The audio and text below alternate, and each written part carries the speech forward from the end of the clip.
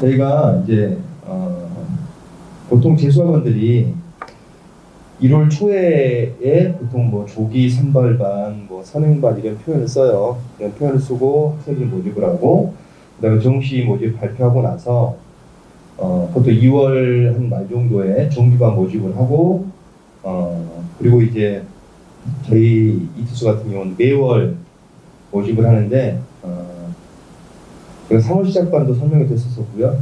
그다음에 4월 시작반 설명됐었는데, 특히 이제 저희 5월 시작반 같은 경우는 국영수가 진도가 새롭게 시작되는 시즌이에요. 그러니까 4월 시작반 같은 경우는 중간에 편입을 하는 거고, 5월 시작반 같은 경우는 새로운 교재 시즌이 새롭게 시작되는 시즌이기 때문에 좀 더 의미가 있는 5월 시작반이라고 생각이 들고요. 네, 개강은 5월 3일입니다.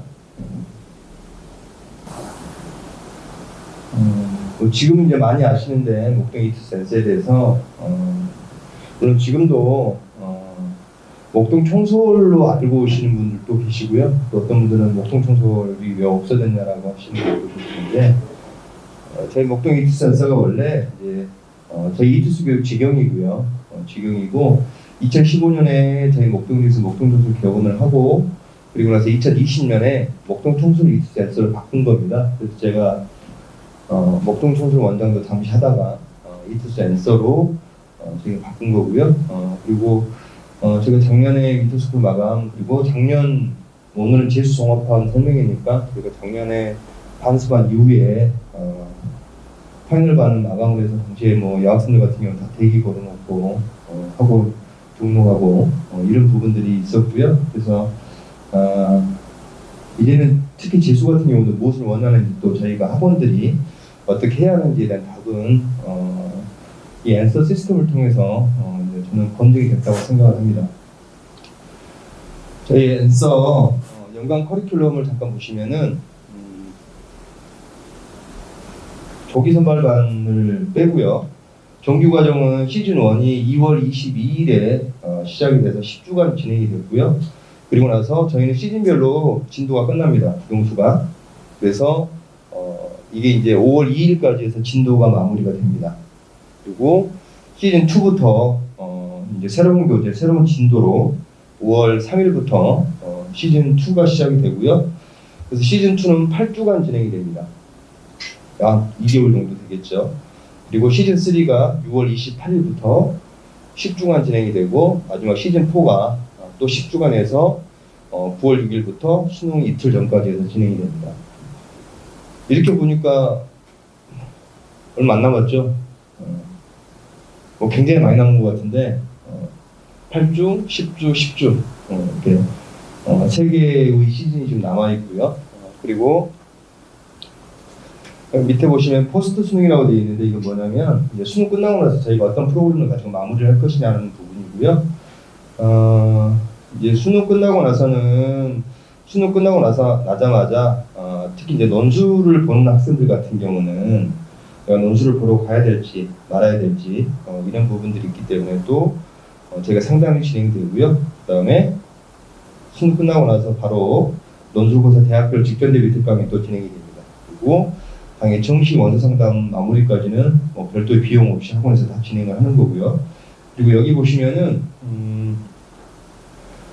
시즌 3에 보시면 수시 상담 및 원서 작성 부분들도 별도의 컨설팅 비용 없이 학원 프로그램으로 다 진행이 됩니다. 이건 어떤 내용인지 금방 아시겠죠? 그래서 현재 남은 과정은 시즌 2, 시즌 3, 시즌 4 이렇게 진행이 되고요. 제가 매번 설명회 때마다 이걸 매번 할까 말까 고민을 하다가 어떨 때는 안 하고 어떨 때는 합니다. 이건 뭐냐면 아이들이 또 우리 부모님들이 좀 같이 알아주셨으면 하는 내용이에요. 그러니까 어떤 공부, 넓게 보면 공부 방법에 관한 얘기입니다. 지금 6월 목표는 아직 안 봤잖아요. 그런데 3월 교육청 모의고사가 실시가 된 건 알고 계시죠? 물론 재수생들은 3월 교육청 모의고사는 볼 수가 없어요. 3월 교육청 모의고사를 이번에는 왜 의미가 있냐면 바뀐 수능 체제에 대해서 처음으로 정량적 지표가 나온 첫 번째 시험입니다. 그래서 3월 교평을 보고 나서 첫 번째 내린 결론은 뭐였냐면 작년에 코로나로 인해서 아이들이 제대로 공부 못했다라고 하는 부분이 그냥 데이터로 드러났어요. 현재 고3들이 그냥 뭐 여실히 드러났고요. 그리고 이 수능 출제 영역이 변화되는 부분에 있어서 아이들이 별거 아닌 것 같지만 굉장히 좀 많이 당황해하는 친구들이 있었어요. 예를 들면 언론에도 조금은 나왔는데 이런 경우도 있어요. 탐구는 아이들이 수능 시험을 볼 때 자기가 선택을 하잖아요. 그러면 자기가 볼 것만 남겨놓고 나머지 시험지 다 뺍니다. 근데 이번에는 수학도 그렇게 되잖아요. 그래서 몇몇 아이들이 수학 선택 과목 시험지를 뺐어요. 근데 이번 교육청 모의고사 출제를 할 때 그런 부분까지 디테일하게 생각을 안 한 거예요. 뭐냐면 미적하고 확통을 딱 빼면 이게 페이지가 분리가 됐었어야 되는데 분리가 안 된 거예요. 이거 빼니까 한 해는 수트 풀다가 갑자기 문제가 없어진 거예요. 이게 자기가 안 본 그 과목을 빼버리면서 그러니까 페이지가 딱딱 끊어져야 되는데 그래서 그것 때문에 당황한 아이들도 꽤 있었어요. 사실은 현장에서는. 그러니까 이런 것들은 이제 피부로 느껴지는 것들이고요. 그리고 언론 보도에서 아셨겠지만 미적 선택자가 압도적으로 많죠. 국어 같은 경우는 엄매하고 화작이 있는데 이런 선택 부분에 대한 유불리 부분들도 이제 하나의 이슈가 되고 있는데 국어는 그렇게 크지 않은데 수학은 굉장히 컸어요. 그래서 3월 교육청 모의고사 주관은 서울시에서 하지만 성적 처리는 평가원에서 합니다. 평가원에서. 그래서 그 데이터를 평가원에 다 가져가는 거예요.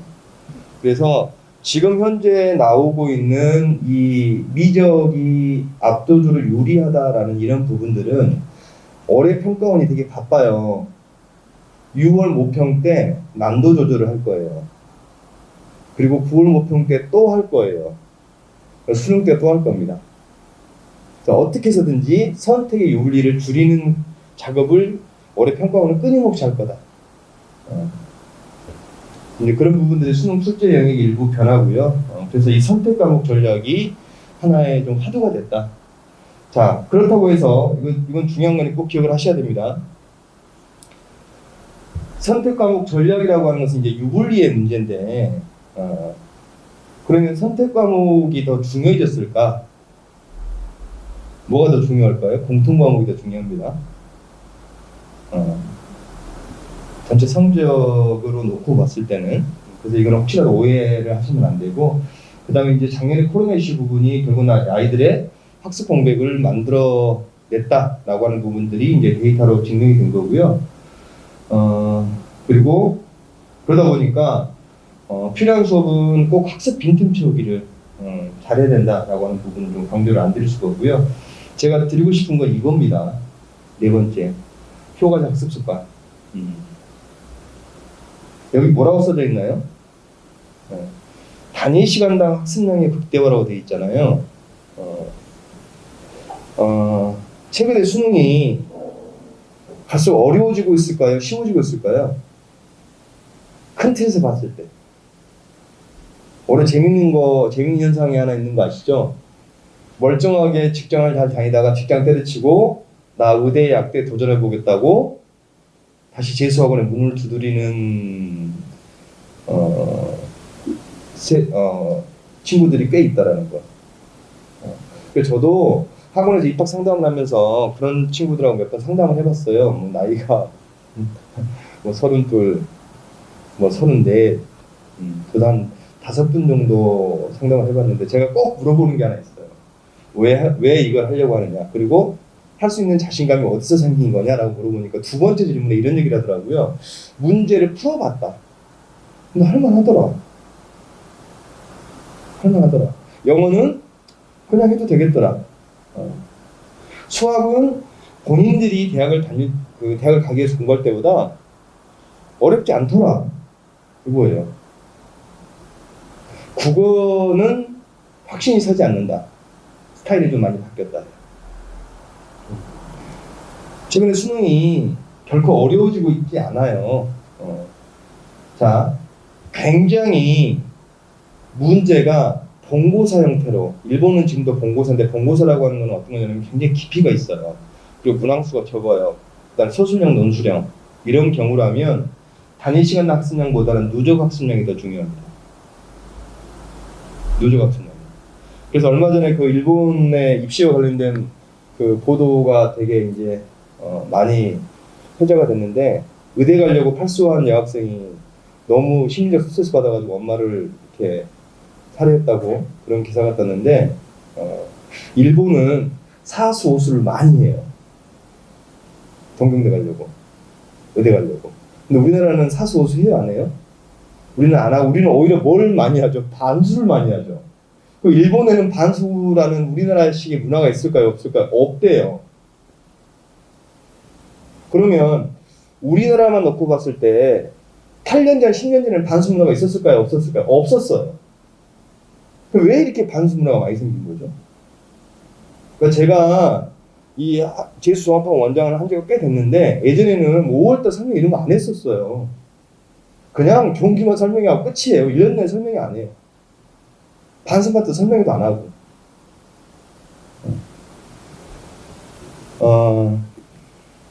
결론. 최근에 수능은 그렇게 깊이가 있는 시험이 아니다.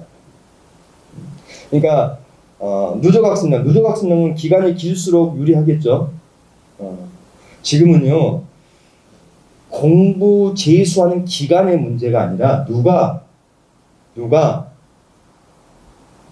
단기 게임에 강점을 보이느냐의 싸움이에요. 그러지 않고서는 우리가 반수 문화가 설명이 안 돼요. 아니 1월부터 공부한 애가 있고 7월부터 6월부터 공부한 애가 있는데 우리가 그냥 양쪽으로 보면은 말이 안 되잖아요.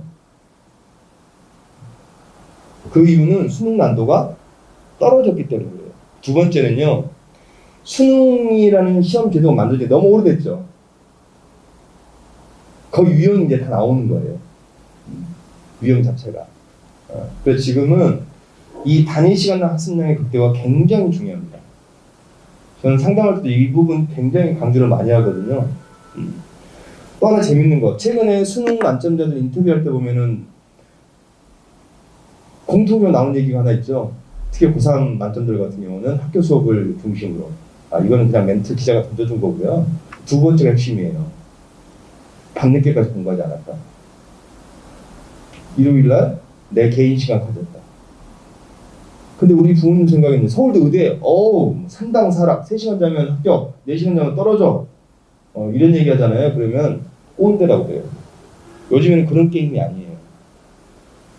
요즘에는 누가 단위 시간당 학습량이 높은가의 싸움이란 뜻이에요. 이게 중요한 이유 중에 또 하나가, 요즘 수능 있잖아요. 모의고사 때 매번 국어 1등급이다 수능장에 가서 4등급 맞고 오는 거 아시죠? 비일비재예요. 이게 말이 돼요? 탐구 맨날 1, 2등급 찍고 있다가 수능장에 가서 3, 4등급 찍고 와요. 말이 안 되잖아요. 근데 그런다고요. 무슨 뜻이에요? 그 시간 안에 순발력을 보이지 않으면 좋은 결과를 못 얻는 거예요. 그러니까 평상시에 공부할 때 주어진 시간 안에 공부를 집중적으로 하고 그 시간 안에 끝내려고 하는 이게 몸에 배인 애들은 오히려 평상시 모의고사 때보다 수능장에 가서 시험을 더 잘 봐요. 제가 최근에 가장 안타까운 학생이 이런 학생들이에요. 되게 성실하고 착해요. 엄마가 하라는 대로 다 해요. 근데 수능 시험 못 본대요. 그런 친구들의 공통점이 뭔지 아세요? 다 학문탐구예요. 학문탐구 애들 많아요. 만약에 본고사라고 하면 학문탐구 스타일이 맞아요. 근데 최근에 수능은 그렇지 않아요. 무조건 이거예요. 단위 시간 학습량. 자, 그래프 하나 보여드릴게요. 이 그래프가 있고 이 그래프가 있죠. 잘 보시면은 이게 여기 학습량이고 이게 수능이잖아요. 여기 재수 시작이고요.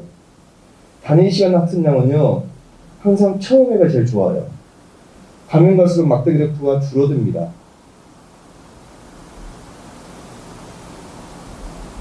줄어들죠. 실제로 이래요. 그러니까 여기서 말하는 단위 시간당 학습량이라고 하는 것은 그 시간 안에 얼마나 밀도 있게 공부를 하느냐의 부분이에요. 근데 왜 시작하고 나서 계속해서 줄어들까요? 처음에 시작할 때 긴장감이 높아요. 시간이 지나서 긴장감은 떨어지고 걱정이 늘어납니다. 무슨 얘기인지 아시겠죠? 단위 시간당 공부량을 설명할 때 가장 좋은 예가 모의고사예요. 언제 아이들이 단위 시간당 공부량이 제일 높을까요? 모의고사 날이에요. 모의고사 날이에요. 모의고사 시험지를 가지고요. 실제 모의고사 시험 세팅이 된 날 문제를 푸는 그 양과 똑같은 시간 놓고 나 혼자 자습을 해요. 이 두 가지 놓고 봤을 때 언제가 더 문제를 더 많이 풀 것 같아요? 무조건 모의고사 날 문제를 훨씬 더 많이 풀어요. 결론은 뭐냐면 단위 시간당 공부량이 제일 높을 때가 언제나 뜻이에요. 모의고사 날이에요. 근데 왜 모의고사 날 단위 시간당 공부량이 높을까요? 굉장히 긴장하잖아요. 근데 왜 자습할 때는 상대적으로 단위 시간당 공부에 적냐 그러면 자습할 때는요 긴장을 하지 않고 걱정을 많이 해요. 한 문제 막히면 걱정, 한 문제 막히면 걱정. 똑같아요. 왜 이때가 단위 시간당 공부에 제일 높냐면 처음에 시작할 때 긴장하거든요. 서서히 지날수록 줄어들어요. 근데 여기서 그래프 하나 잘 보시면은 아주 간단한 수학적 개념이 하나 들어가죠. 단위 시간당 학습량은 줄어들죠. 근데 누적 학습량은요? 늘어나죠. 왜요? 누적 학습량은 이것에 대한 면적 합이니까. 누적 학습량이 중요하다고 생각을 하는 학생들은 착시 효과에 빠진다고요. 단위 시간당 공부량이 줄어들어도 누적 학습량은 무조건 늘어나기 때문에 본인이 공부를 굉장히 열심히 하고 있다고 착각하는 거예요. 이게 재수생들이 가장 경계가 될 거예요. 가장. 근데 이쪽 그래프 한번 봐보세요. 단위 시간당 공부량이 일정하죠. 일정하죠. 그러니까 누적 학습량이 어떻게 되나요? 폭발적으로 올라가죠. 단수에서 성공하고 5월부터 해서 성공하는 애들은 다 이거를 만들면 아무리 얘가 1월부터 한들 2월부터 한들 얘하고 게임이 안 된다는 뜻이에요. 그걸 단적으로 보여주는 게 뭐냐면 반수 문화라는 거죠. 우리나라 입시제도가 일본식으로 바뀌면 이건 말이 안 돼요. 그래서 우리 재수생들이 가장 경계해야 되는 거, 누적 학습량이 중요하다고 하는 애들은 결코 수능장에 가서 좋은 성적을 얻을 수 없어요. 실제 시험장에서도 약하고. 왜냐하면 누적 학습량을 중요하게 생각하는 아이들은 단위 시간 등에 대한 긴장감을 별로 좋아하지 않아요. 그런 아이들 주로 한국 탐구를 많이 하는 거죠. 그래서 이 그래프가 굉장히 의미가 있다고 봐요. 여기 정리해놨죠? 모의고사 1의 단위 시간 학습량이 가장 극대화된다. 그러니까 모의고사식 자습하고 모의고사식 현강 수업이 학습량의 극대화의 가장 기본이라는 거예요. 우리가 모의고사식으로 공부했을 때 가장 단위 시간당이 극대화되는 이유는 딱 하나죠. 뭐예요? 불편하게 하기 때문에 그렇죠. 너 8시 40분부터 딱 10시까지만 풀어 문제. 그리고 그 시간 지나고 나면 끝이야 이거예요. 평상시에 자습할 때도 그렇게 해야 된다는 뜻이에요. 그러면 자연스럽게 뭐가 올라가요? 누적 학습량이 올라가잖아요. 그리고 실전에 당연히 강할 수밖에 없겠죠. 그래서 제발 저는 제일 당부드리고 싶은 게 재수하면 시간이 많으니 누적 학습량은 확보가 될 거야. 두 번째는 아이들 공부할 때 성취감이 좀 없었으면 좋겠어요. 되게 역설적이죠. 제가 이것도 꼭 당부드리고 싶은 게 있어요. 재수를 다시 하면 힘들까요? 안 힘들까요? 힘들어요. 굉장히 고통스럽죠. 근데 내가 공부하는 과정에서 성취감을 느끼면서 공부하면 공부가 힘들까요? 즐거울까요? 성취감 느끼면서 공부하면요. 즐거워요. 앞뒤가 왜 안 맞는 얘기를 하냐고요. 너 재수하면 힘들지 않겠니? 저 준비되어 있어요. 저 무섭게 할 거예요. 힘든 거 참아내야죠. 라고 해놓고 실제 공부할 때는요. 성취감 쫓아다녀요. 무슨 뜻이에요? 고통받고 싶지 않다는 뜻이죠. 그럼 성취감을 느끼는 거는요. 이런 거예요. 내가 할 수 있는 공부만 하는 거예요. 그럼 성취감 느낄 수 있어요. 내가 할 수 있는 것만 하는 거죠. 그럼 성취감 느끼죠. 수학을 굉장히 잘해요. 수학을 굉장히 못해요. 국어는 중간이고요. 영어도 중간이고, 이런 아이들이 어떤 과목 공부할 때 가장 성취감 느낄까요? 탐구입니다. 그래서 수학 못하는 아이들은 수학 공부하다가 고통스러우니까 탐구 공부를 하면 막 성취감이 막 너무 좋은 거예요. 수학을 잘하는 이과생들은요, 수학 공부할 때는 막 성취감 느껴요. 그럼 얘 국어 잡아야 되는데, 국어 공부할 때는요, 짜증나거든요? 국어 성취감 못 느껴요. 그러니까 국어 공부 안 해요. 그리고 맨날 수학만 문제 푸는 거예요. 그러니까 성취감 쫓아다니는 뜻이 학문 탐구한다고 인맥 상통합니다. 자, 추가 결론이요. 우리가 아이들이 모의고사 볼 때 성취감 느끼면서 문제 풀까요? 압박감 느끼면서 문제 풀까요? 압박감 느끼면서 문제 풀죠. 근데 아이들이 자습할 때는요, 뭘 느끼고 싶어요? 성취감 느끼고 싶어요. 그래서 공부량이 작아요. 그리고 학문 탐구예요.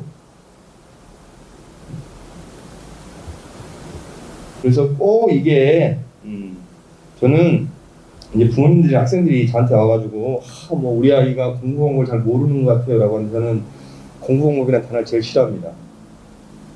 제일 싫어해요. 제가 상담할 때 이것도 질문 많이 하거든요.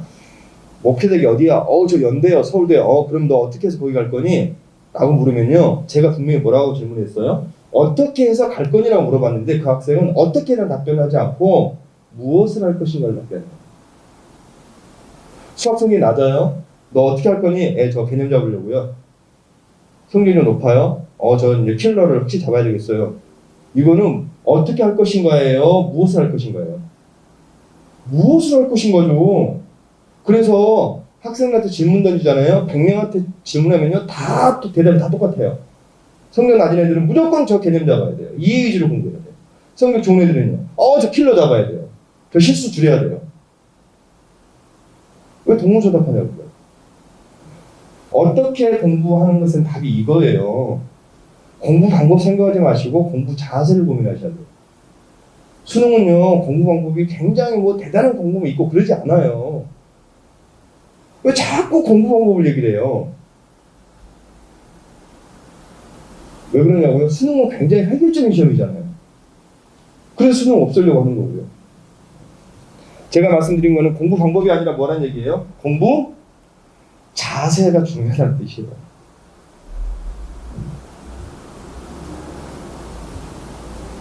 제 설명에 의해서 오늘 저는 제일 중요한 게 뭐냐라고 하면 저는 이거라고 꼽고 싶어요. 왜냐면 그 다음부터는 앤서가 좋다는 자랑만 할 거니까. 저희 앤서 시스템은 맞춤형 개수입니다. 그래서 주변 학원들에서 맞춤형 한다 얘기 되게 많이 해요. 근데 맞춤형 하려고 그러면요, 원장이 너무 힘들어요. 손 정말 많이 갑니다. 저희가 앤서 만들면서 앤서 만든 사람이 저예요. 제가 2018년부터 기획해서 제가 만들고 강남에서 그다음에 목동에서 제가 두 번째 학원 오픈하는 건데, 저희 이제 학원 프로그램을 대표하는 게 나만의 시간표라고 하는 프로그램인데, 저희가 이걸 사용하니까 모든 학원들이 다 따라서 하고 있어요 지금. 심지어 이 근처에는 종로학원도 나만의 시간표라고 홈페이지에 붙어있길래 제가 짜증이 나서 우리 회사 법무팀한테 아니 저거 문제 제기해야 되지 않냐라고 하니까 안 된다고 그러더라고요. 보통명을 해가지고. 그럼 실제로 학원들이 나만의 시간표라고 표현을 하고 맞춤형이라고 해놓고 정말 맞춤형 하고 있나? 그렇지 않아요. 그냥 한두 과목 정도만 선택을 해놓고 나머지는 기존 고3 교실처럼 그렇게 다들 수업을 진행하고 있어요. 앤서는요, 여기 보시면은 재수학원의 구조적 한계를 극복한 진화된 재수 종합학원을 표방을 하고 있는 게 이티스 앤서입니다. 제가 간략하게 비교를 해드리면 저희 시스템을 금방 이해하실 수 있을 거니까, 기존의 재수학원들은요, 학교 시스템이에요. 고3하고 똑같아요. 그러니까 수업하고 관리를 반이라고 하는 틀에다 집어넣는 거예요. 그래서 반면에 앤서 같은 경우는 좀 진화된 발전된 모델인데 밀착 관리에다가 맞춤형 시간표를 적용을 시킨 거예요. 그래서 기존 재수종합학원 같은 경우는 이 부분은 부모님들이 다 동의를 하세요. 재수생들 관리가 필요해. 근데 항상 뭐가 문제가 되냐면 수업 만족도가 떨어지는 게 늘 문제가 돼요. 그래서 저희가 앤서를 만든 이유는 관리는 똑같이 밀착 형태로 진행을 하고 맞춤형 시간표를 통해 수업의 만족도를 끌어올리는 게 앤서 시스템입니다. 한번 보시면 기존 재수종합학원은 고3하고 똑같아요. 수업반과 관리반이 똑같은 거예요. 그래서 해결 반별 통합 수업하는 거죠. 학교 교실이에요. 똑같이.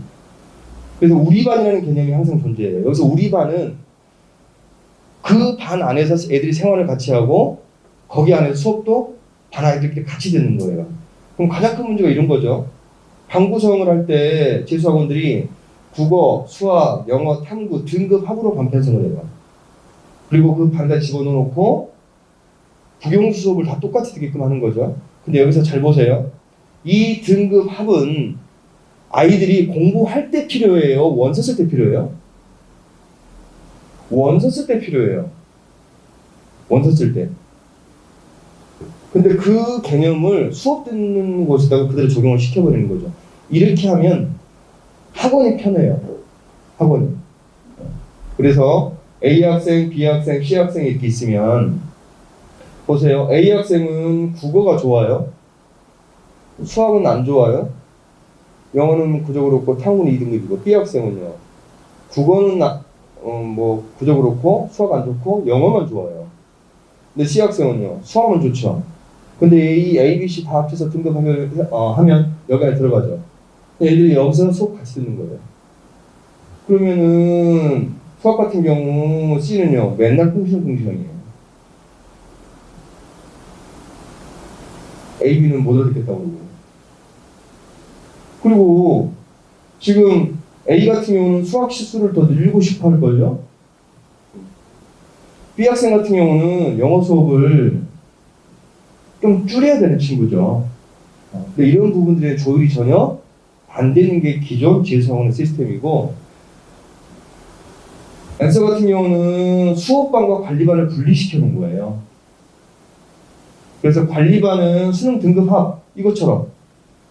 왜냐하면 어차피 담임들이 관리를 하는 거고 담임이 나중에 원서까지 써서 마무리 지어줘야 되는 거잖아요. 그 수업반은요. 과목별, 영역별로 다 쪼개주는 거죠. 그래서 같은 담임 선생님 밑에 있는 같은 반 아이들도 어떤 아이는 국어 수업을 더 듣고 어떤 아이는 국어 수업을 좀 더 적게 듣고 어떤 아이는 국어를 심화로 하고 어떤 아이는 국어를 기본으로 가고요. 어떤 시스템인지 아시겠죠? 그러니까 기존 재수종합학원은 옛날 고3 학교 시스템하고 똑같다. 앤서 같은 경우는 수업반과 관리반을 분리시켜놨다는 거예요. 자, 담임도 한번 볼까요? 기존 재수종합학원들은 수업하는 선생님이 담임을 하는 거예요. 그러면 담임들은 늘 바쁘죠. 수업하면서. 그리고 강의 잘하는 선생들은 이거 담임하라고 하면 안 해요. 왜냐하면 학원에서 급여를 그렇게 주기 때문에. 그래서 이게 기존 재수종합학원에서는 결국은 수업력도 떨어지게 되고 담임의 역할의 무게감도 떨어질 수밖에 없는 구조예요. 근데 왜 이렇게 하냐고요? 인건비를 줄 수 있잖아요. 앤서 같은 경우는 수업하는 선생님한테는 수업만 열심히 할 수 있도록, 그리고 담임하시는 분들은 담임만 하실 수 있도록 이렇게 또 이원화 시켜놓고 전문화 시켜놓고, 이 학습 환경 같은 경우는 기존의 재수종합학원들이 강의실 하나 만들어 놓고 여기서 수업도 여기서 자습도 시키고 얼마나 좋아요. 그리고 이렇게 해놓으면 제일 큰 문제가 반 아이들하고 너무 친해져요. 안 친해지는 게 이상한 거예요. 그래서 앤서 같은 경우는 수업은 강의실에서만 하고요. 그리고 자습은 독서실 지정석.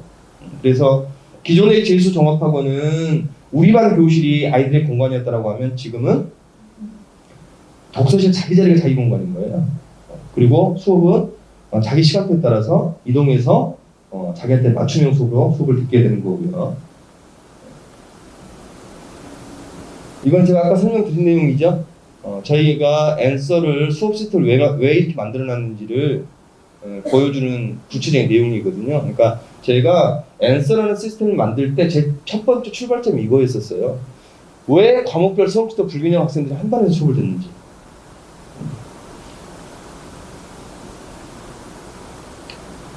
이거는 나만의 시간표 만들기 예시고요. 이거는 제 설명이 끝나고 나면 저희 센터장님이 오셔서 실제로 저희 시즌2 시간표를 어떻게 구성을 하는지 시뮬레이션을 한번 보여드릴 거예요.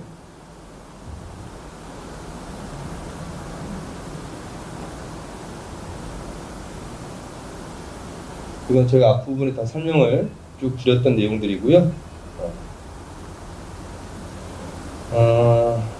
저희 이제 시스템을 잠깐 설명을 드리면, 기본적으로 자습 공간이 있어요. 자습 공간 어디 있냐면 이 건물 4층하고 5층에 있습니다. 그리고 강의실은 이 건물 다 7층에 있고요. 그래서 아이들이 내 시간표에 따라서 자습실에 있다가 만약 월요일에 1교시에 수업이 있다. 그럼 해당 강의실 가서 수업을 듣고 2교시에 수업이 없을 수도 있어요. 어떤 친구도 있고 어떤 친구는 없고, 그러면 수업이 없는 친구들은 내 자리에서 다시 자습하는 이런 구조로 진행이 됩니다. 그래서 크게 보면 공간은 자습 공간, 독서실, 그리고 강의실, 그리고 내 시간표에 따라서, 시간표가 개인마다 다 틀려요, 아이들이. 그래서 어떤 아이는 수학 수업을 좀 더 듣는 친구가 있고요. 어떤 친구는 국어 수업을 좀 더 듣는 친구도 있고, 또 영어도 마찬가지고, 어떤 친구는 영어 수업을 안 듣는 친구도 있어요. 어떤 친구들이냐 그러면요, 주로 외부 아이들. 본인은 눈을 모의고사 보면 틀리진 않는다는데, 그리고 나는 좀 자습 시간 좀 늘려야 되겠다 라고 하면 수업을 줄일 수 있는 거고요. 이게 저희 나만의 시간표 설계고요. 물론 이 시간표 설계의 부분은 제가 좀 이따 다시 설명을 드리겠지만, 아이들을 존중하겠다라는 거지 아이들이 믿지는 않아요. 그래서 아이들이 기본적으로 선택을 할 수 있지만 꼭 담임선생님들이 확인을 꼭 하게끔 되어 있습니다. 왜냐하면 아이들이 아무리 시간표를 이렇게 설계를 하더라도 담임선생님들이 컴컴에서 입력을 시켜주지 않으면 출석부에 못 올라가요.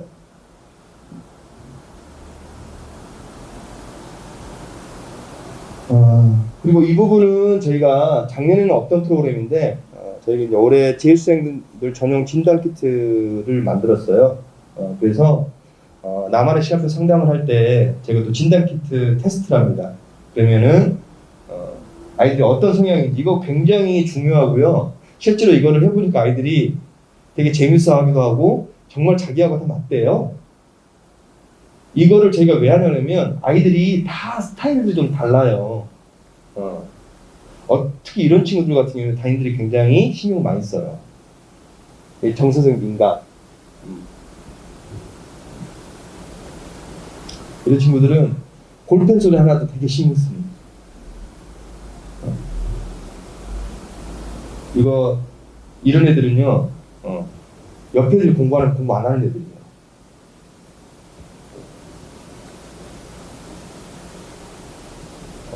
뭐 직관형, 수고지표. 이 직관형인 애들은 구멍들이 많죠.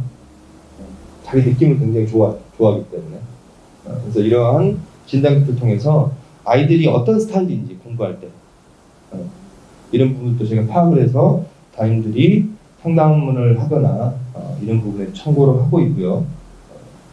그리고 이 부분도 이제 저희가 작년에는 하지 않았는데 올해 새롭게 도입을 해서 하고 있는데 굉장히 반응이 좋고요. 특히 이제 상위권들 같은 경우는 굉장히 잘 활용을 하고 있습니다. 뭐냐면 저희가 매달 모의고사를 보잖아요. 모의고사를 보고 나서 6월 평가원, 9월 평가도 다 마찬가지고요. 저희 이투스 모의고사를 보게 되면 특히 수학 같은 경우는 내가 3번을 틀렸잖아요. 7번을 틀렸잖아요. 그럼 그 틀린 문항에 대한 유사 문항을 아이들이 모의고사를 보고 나면 다 제공을 합니다. 그래서 특히 틀린 문항에 대한 유사 문항을 통해서 최대한 실수를 좀 줄일 수 있도록 그래서 오다버님 분석 시스템을 이제 올해부터 저희가 도입을 해서 시행을 하고 있고요. 그래서 수학 더 오다버님 분석 시스템이라고 그래서 아이들이 모의고사를 보고 나면 이것도 개인마다 다 다르겠죠. 왜냐면 개인마다 틀린 문항이 다 다를 수 있을 거니까.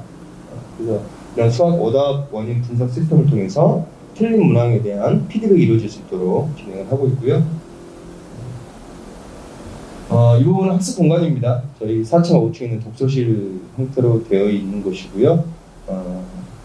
자습 시간에 뭐 필요하면 인강을 다 들을 수 있도록 다 되어 있어요. 그리고 뭐 이런 거는 노트북이나 패드는 보니까 가져와야 되거든요. 그런 것들을 충전하기 위해서 저희가 전원 콘센트까지 개인별로 설치가 되어 있고 옆에 사무용까지 같이 붙어 있는 그리고 옆에 책장이 있기 때문에 아이들이 여기 책 다 충분히 수납할 수 있습니다. 이거는 아이들이 이제 독서실 공부하다 너무 답답하면 이쪽 카페에 가서 또 공부를 할 수도 있고요. 나만의 시간표 프로세스는요, 기본적으로 입학 상담을 할 때 전년도 성적 분석까지 상담자가 다 같이 진행을 합니다. 그래서 저희하고는 입학 상담하면 보통 1시간씩이에요. 어떤 경우는 1시간 반도 하고요. 그리고 이제 등록을 하시면은 나만의 시간표 설계가 들어가고요. 시간표 설계할 때는 아이 혼자서 하는 게 아니라 제가 시간표 가이드를 줍니다. 그리고 담임 선생님이 같이 들어가서 같이 하시는 거예요. 그리고 이때 LMTI 학습 성향 문서 아까 보셨던 그것도 진행을 하고요. 그리고 이때 독서실까지 좌석도 같이 배정을 합니다. 독서 좌석 선택하실 수 있습니다. 그리고 5월 3일에 개강을 하고요. 이때 이때 여기서 땄던 나만의 시간표 부분을 저희가 배부를 해드릴 거예요, 아이한테. 자, 그리고 나서 일주일간 시간표를 정정할 수 있어요. 기존 질서학원 이렇게 하는 데 없어요. 수업을 많이 듣든 적게 듣든 수강료는 동일합니다. 그러다 보니까 어떤 아이들은 수업을 또 왕창 듣는 애들이 있어요. 일주일 해보니까 도저히 감당이 안 돼요. 그럼 그때 수업 빼도 돼요. 물론 담임 선생님한테 가서 찾아가야 돼요. 우리 아이가 혼자서 뭐 자기 마음대로 하고 이럴 수는 없어요. 그래서 이런 시간표는 매 시즌마다 시간표 설계가 진행이 되는 거고요. 그리고 아이 혼자 하는 게 아니라 엔서 담임 선생님하고 같이 진행을 한다라고 하는 부분을 기억을 해주시면 될 것 같고요. 그리고 매 시즌마다 시간표 정정 기간을 항상 부여를 해줍니다. 그리고 여기 좀 또 하나의 나만의 시간표가 되어 있는데 이 부분도 이제 제가 작년에 이투스 센서를 운영을 하고 나서 올해 제가 새롭게 세팅을 해놓은 건데 뭐냐면 여기 앞에 보이시죠? 여기 카메라요. 아니 여기 앞에 카메라요. 제가 여기서 지금 하고 있는 것도 저쪽 PC에 다 찍힙니다. 자동으로. 그러니까 저희는 모든 현강 수업이 자동으로 다 녹화가 돼요. 그래서 이거를 그날 수업을 그날 저녁에 아이들한테 영상을 다 제공을 해줘요. 왜 제공해 주냐면요. 수업을 듣다가 이해 안 되는 거 나중에 보면 있어요, 없어요? 꽤 있어요. 그래서 그런 부분들을 다시 내가 들었던 수업을 영상을 다시 보고 선생님이 수업했던 부분을 다시 한번 확인하실 수 있도록. 제가 실제로 이거를 지금 2월 초부터 진행을 했는데 아이들 수학을 가장 도움 많이 받고 있다. 수학 같은 경우는 순간 아무 문제 풀고 있다가 수업하는 거 설명 듣다가 순간 뭐 막힌다든지 그러면 그 뒤에 부분을 놓쳐버려요.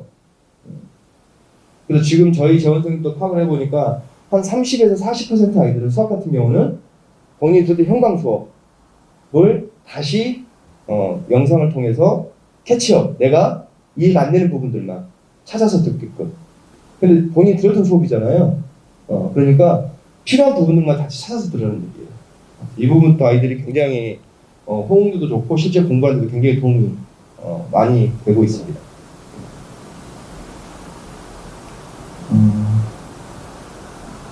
시즌별 커리큘럼인데요. 이 부분은 제가 좀 설명을 꼭 좀 드리고 싶어서 지금 시즌 1은 지났고요. 그쵸? 시즌 2, 시즌 3, 시즌 4가 되어 있는데 저희가 시즌 2까지는 조금 더 개념 위주의 수업을 진행을 할 거예요. 그런데 지금 시즌 1을 보시면은 영역별이라고 되어 있죠. 그리고 실전 모의고사로 되어 있죠. 여기서 영역별이라고 하는 것은 국어 같은 경우는 독서, 문학, 화작, 언어 이게 이제 영역별로 쪼갠 거잖아요. 그래서 이렇게 쪼개서 강좌가 구성된다는 뜻이에요. 그리고 국어 실무 수업이 있습니다. 그리고 수학 같은 경우도 수원, 수투, 확통, 미적, 기하읽기 영역별로 다 강좌가 쪼개져 있어요. 그리고 수학 실무 수업이 있고 영어 같은 경우는 독해 수업과 구문 수업 영역별로 쪼개져 있고 영어 실무 수업이 있고요. 탐구 같은 경우는 선택 과목별 수업이 되겠죠. 자, 시즌 3로 가면 이제 유형학습인데 여기 보니까 뭐가 생겼나요? 종합수업이 생겼죠. 이 종합수업은 뭐냐면 아이들 수업을 들을 때 독서는 A 선생님이 하고 문학은 B 선생님이 하고 보통 이렇게 많이 해요. 이 종합수업은 한 선생님을 지정해서 그 선생님의 풀커리를 타는 거예요. 근데 나는 그렇게 하고 싶지 않아. 그러면은 또 영역별 수업이 있으니까 영역별 수업 들어도 돼요. 그래서 좀 더 아이들 중심으로 좀 더 유연하게 강좌가 구성이 되어 있고요. 그리고 마지막 파이널 과정도 비슷한 형태로 진행이 됩니다. 그래서 특히 시즌 3하고 시즌 4가 되면요, 아이들마다 과목별 수업 듣는 시수가 되게 차이가 많이 나요. 어떤 친구 같은 경우 정말 수학 집중 시간을 만들어요. 저희가 작년에 보니까 수학 제일 많이 듣는 학생이 수학을 일주일에 50분 기준으로 16티를 듣고 있더라고요. 왜냐면 걔는 다른 건 다 1, 2등급 나오는데 수학만 계속 쓴다는 거예요. 그 전체적인 커리큘럼은 이렇게 진행이 된다라고 알고 계시면 될 것 같고요. 선생님들은 저희 이투스 온라인 선생님들 그리고 강남하이퍼라든지 저희 청솔 계열에서 가장 강의력이 좋으신 선생님들로 구성이 됐고요. 또 강남 대치동의 단과하시는 선생님들까지 저희가 초빙을 해서 수업 강사진이 꾸려져 있습니다. 그리고 저희가 그 선생님들은 저희 브로셔에 다 나와 있습니다. 굳이 찍지 않으셔도 되고요.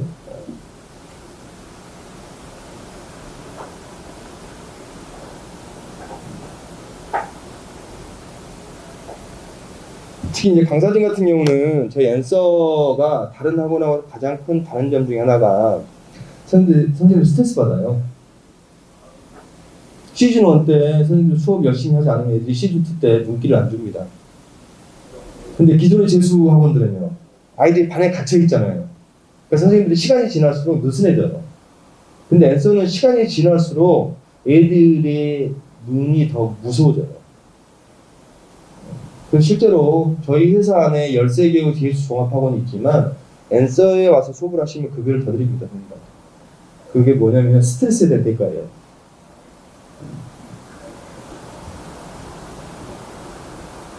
그리고 이제 아이들을 관리할 때 중심은 앤서 담임 선생님이 진행을 하시고요. 그래서 저희 앤서 담임 선생님들 같은 경우는 오로지 관리만 하시는 거예요. 오로지 관리만 하시는 거고, 물론 이제 저희 학원들처럼 관리만 하게끔 하는 학원들도 있어요. 뭐 러셀도 마찬가지고요. 뭐 시대인재 같은 경우 아예 담임이 없고요. 근데 어떤 차이가 있냐면 선생님들 급여의 차이가 너무 커요. 기존의 학원들이 이거 관리만 전문적으로 하시는 분들을 배치해 놓으면 인건비 부담이 크기 때문에 보통 그냥 독서실 관리하시는 분들 정도의 수준으로만 배치를 하거든요. 근데 저희 같은 경우는 입시 설명회를 하실 수 있는 분들로 저희가 다 배치가 되어 있습니다. 그리고 저희 담임선생님들 하시는 역할들은 좀 더 학습 상황 분석이라든지 학습 패턴 분석, 그리고 아까 말씀드렸던 나만의 시간표 부분들, 이런 부분들이 진행이 되고요. 그 다음에 학습 플래너 검사라든지, 그 다음에 인강 부분들까지도 관리를 하고 있고요. 그리고 마지막으로 수시 정시 원서 상담은 저희 담임 선생님들께서 진행을 하십니다. 그리고 저희가 또 올해 또 강조를 하고 있는 게 인강 관리예요. 아이들이 부족한 부분이나 이런 것들을 인강 들을 수도 있어요. 그걸 막지는 않아요. 다만 인강을 들으려면 인강 계획서를 꼭 제출을 해야 됩니다. 그래서 담임 선생님이 이 아이가 어떤 인강을 듣고 있는지를 선생님이 알고 계셔야 돼요. 그렇지 않으면 아이들이 불안하면 계속 인강만 듣고 있어요. 그러니까 저는 인강이 필요 없다가 아니라 인강이 필요하면 들어야죠. 보완자로. 근데 이 부분은 꼭 관리가 시작되지 않으면은 다시 고3으로 돌아가는 거예요. 그래서 인강을 듣는 목적이 저는 굉장히 중요하다고 봐요. 상당수 아이들이 불안하니까 인강 들어요. 인강 듣는 목적이 명시되고요. 언제 시작해서 언제 끝낼 건지.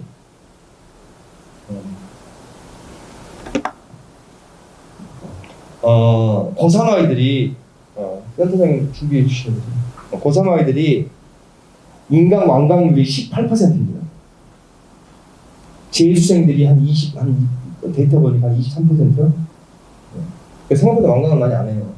그래서 이런 부분들도 저희가 관리가 진행될 수 있도록 하고 있고요. 이건 이제 플래너 검사 부분도 마찬가지입니다. 저희가 플래너 검사에서 가장 신경 쓰는 건 뭐냐면요. 과목 간의 그 공부 양의 밸런스예요. 내가 수학이 약하면요. 수학 공부를 늘려야 돼요? 줄여야 돼요? 늘려야 되는데 생각보다 쉽지가 않아요, 이게. 내가 잘하는 과목을 더 많이 하는 이런 습성들이 있어요.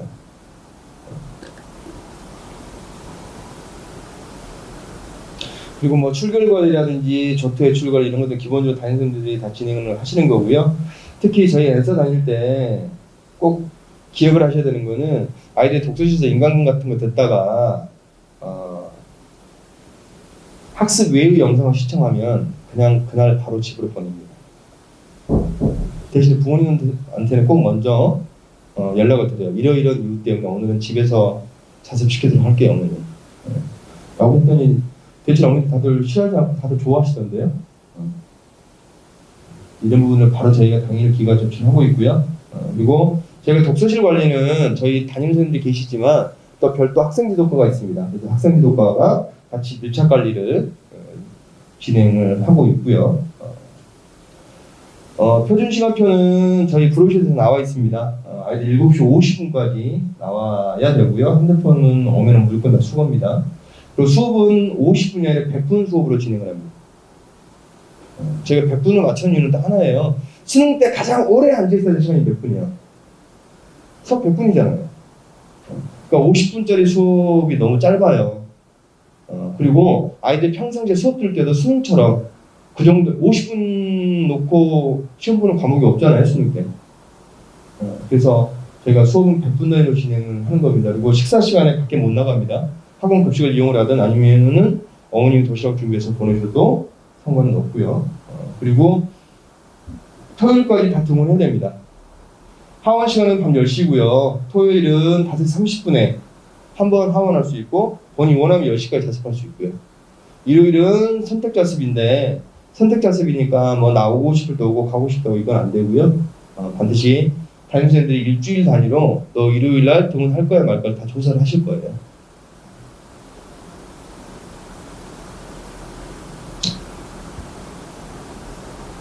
또 저희 이트센터에 입시센터가 여기 지점안에 있습니다. 그래서 저 다음에 우리 입시센터장님 나오셔가지고 또 설명을 드릴 거고요.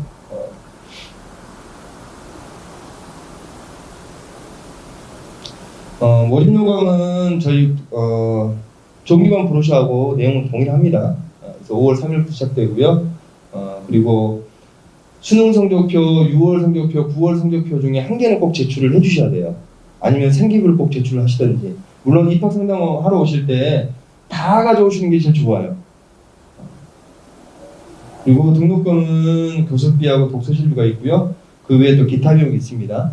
그리고 이 교습비 같은 경우는 수업을 많이 듣든 적게 듣든 늘 종합반이니까 교습비는 정액제로 동일합니다. 수업을 더 많이 듣는다고 해서 수강료를 더 내거나 수업을 적게 듣는다고 수강료를 더 적게 내고 그러지 않습니다. 그래서 선발 과정이라든지 이런 부분들은 저희 브로셔에 다 나와 있으니까 참고하시고요. 그리고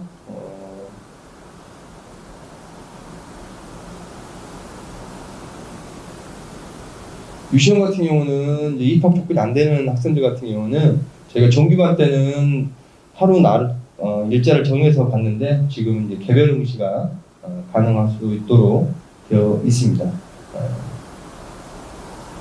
입학 장학금 부분이고요. 그리고 저희 재원생 되시면은 이투스 패스는 할인 혜택이 주어집니다. 그래서 지금 32만 원인가 그러는데 연간 이용권이 10만 원 할인돼서 22만 원에 이용하실 수 있고요. 저는 우리 아이는 미리 끊었는데 그래도 소급 적용 다 됩니다. 그거는 걱정하지 않으셔도 되고요. 네, 제가 말씀드린 부분 여기까지고요. 바로 이어서 우리 송승현 센터장님 나오셔서 추가적인 설명 해드리도록 하겠습니다. 감사합니다.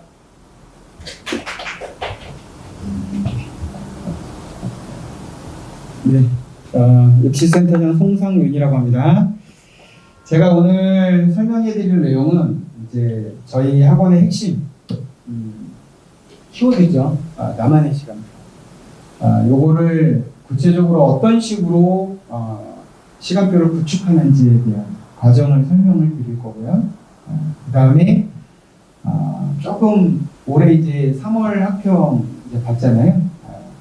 그거를 기반으로 해서 저희가 조금 눈여겨봐야 간단하게 포인트하고, 그 다음에 작년에 요 즈음에 들어왔던 학생이 제가 데리고 있었던 학생이 둘이 있었는데, 뭐 물론 다른 담임 선생님들한테도 다 배정을 했지만 작년에 결과가 어떻게 바뀐 친구들이 좀 있어서 그것도 잠깐 소개를 좀 해드리려고 합니다. 자, 이 화면 보시면 제가 원래는 예전 설명회 때는 이 시간표를 월화수목금토까지 해서 한 페이지에 이렇게 넣었었는데 글씨가 너무 안 보여갖고 요일별로 잘랐어요. 근데 여기서 이제 구성 원리를 좀 말씀을 드리면, 하나의 요일에 저희가 총 수업은 6교시까지 이렇게 칸이 있는데 같은 시간대에 국어, 수학, 영어 이런 식으로 여러 과목들이 같은 시간에 배치가 되어 있다는 건데, 자, 여기서 조금 이상한 걸 발견하셨나요? 여기도 수원기본이고 여기도 수원기본이잖아요. 이건 선생님이 다른 거예요. 여기 보시면 요 수업은 A 선생님은 월요일 1교시하고 수요일 3교시에 수업을 하시는 분이고, 이분은 월요일 1교시와 수요일 1교시에 수업하시는 분이라는 거예요. 그러니까 예를 들어서 뭐 물론 저희는 이제 시간표 짤 때 강좌 가이드라는 것도 이제 주거든요. 그러면 그 강좌 가이드를 읽어보고 이 선생님께 훨씬 좋다, 그런 게 있으면 이 선생님께 좋다고 선택을 하면 되고, 예를 들어서 여기 지금 잠깐 보시면 요 밑에 요 가로 숫자가 있는 게 있고 없는 게 있잖아요. 이 가로 숫자가 있는 건 이 선생님의 수원 기본이 월, 일, 수, 3 말고 다른 요일에도 또 수업이 같은 게 있다라는 거예요. 왜 이게 분반이 됐냐면, 예를 들어서 이럴 수 있잖아요. 국어 실전 모의고사를 잡고 싶은 거예요. 근데 이 실전 모의고사 심화가 여기밖에 없어요. 금요일 날에 기본이 있고. 그러니까 얘를 잡고 싶은 거예요. 그럼 얘를 잡으면 수학하고 독해를 못 잡으니까. 그래서 여기서 여기를 잡고 수원 기본은 뭐 다른 쪽으로 가서 그런 식으로. 여기도 여기 2라고 되어 있잖아요. 요거는 요 선생님하고 같은 요 수일 이 선생님 다른 선생님이시에요. 이 뒤에가 똑같으니까 요렇게 선생님이 되시겠네요. 그런 식으로. 당연히 기본하고 심화로 다 나눠져 있고요. 그다음에 화요일은 이렇게 요일별로. 그다음에 수요일 이렇게. 수요일날 수업이 굉장히 많죠. 굉장히 많고. 자, 목요일이 좀 특이한데 목요일은 거의 큰부대이라고 보시면 됩니다. 큰부대이라고 보시면 되고 혹시 월요일날 보시면 여기에 한국지리하고 윤리와 사상이 이쪽으로 빠져나와 있는데 혹시 저 둘 중에 한 과목을 선택하는 친구 중에 혹시 수학이 좀 많이 약한 친구들은 여기 수원하고 수특 기초라는 것도 있어요. 기본보다 훨씬 더 쉬운 그런 강좌까지 개설을 지금 해놨고요. 그 다음에 국어의 언어와 매체하고 화작문 같은 경우는 금요일날 배정을 해놨습니다. 두 개를 같이 듣는 학생은 없을 테니까 그렇게 구성을 했고 토요일은 이렇게 논술. 자, 그럼 지금부터 하나씩 제가 시뮬레이션을 해드릴 거거든요. 학생별로. 자, 여기 보시면 예를 들어서 이제 인문계열 학생이에요. 인문계열 학생인데 수학이 너무 약한 친구예요. 전년도 보니까 수학이 5등급. 참고로 말씀드리면 실제 작년에 있었던 학생 성적을 가지고 한 거고요. 논술 준비는 거의 못한 친구였어요. 인문 논술 잡으면 기본으로 가면 되는 거죠. 그래서 국어 나머지는 다 2등급인데 수학이 좀 약했다. 이런 친구였어요.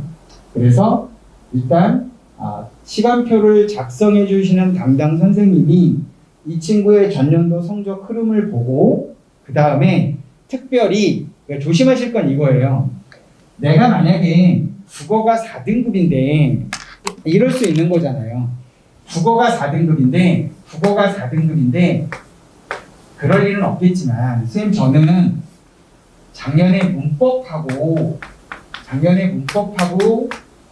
독서에서만 다 틀렸고 예를 들어서 문학은 거의 안 틀렸습니다.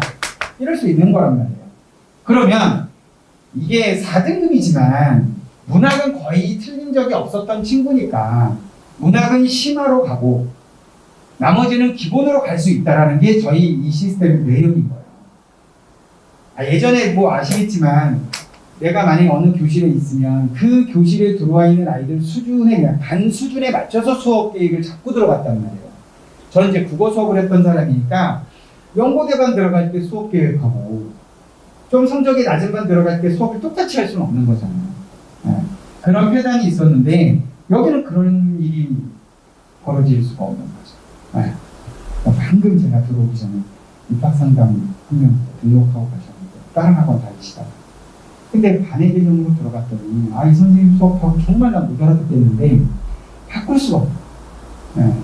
그래서 지금 일로 약대가 목표인 친구라고 해서 왔는데 어쨌든 그래서 요런 그 시뮬레이트가 뭐냐면 이 담당 선생님이 각 과목에 대해서 다 파악을 하실 거예요. 요거는 무슨 의미인지 아시겠죠? 이걸 주구장창 틀렸으면 어휘어법 문제를 계속 틀리고 있다는 얘기거든요. 그럼 이제 구분 기본으로 가야 되는 거예요, 수업에서. 그렇게 해서 시간표를 이런 식으로. 이 친구는 얘를 잡았죠.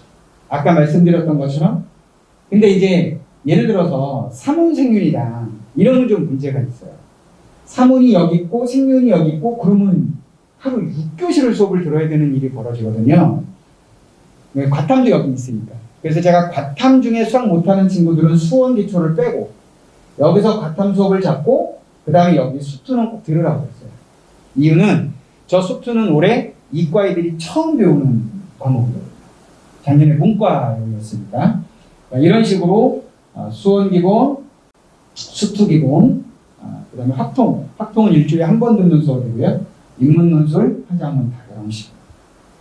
자, 이번에는 성적이 다 좋은 학생이고 논술 준비도 6개월간 진행을 했다. 이런 친구들이에요. 그래서 국어는 엄매 선택을 했고 이 친구는 오히려 문학에서 좀 틀렸다. 그리고 수학은 킬러 한두 문제 정도 미적에서 좀 어려움을 느꼈었고 고3 때였으니까 학통을 선택할 거고요.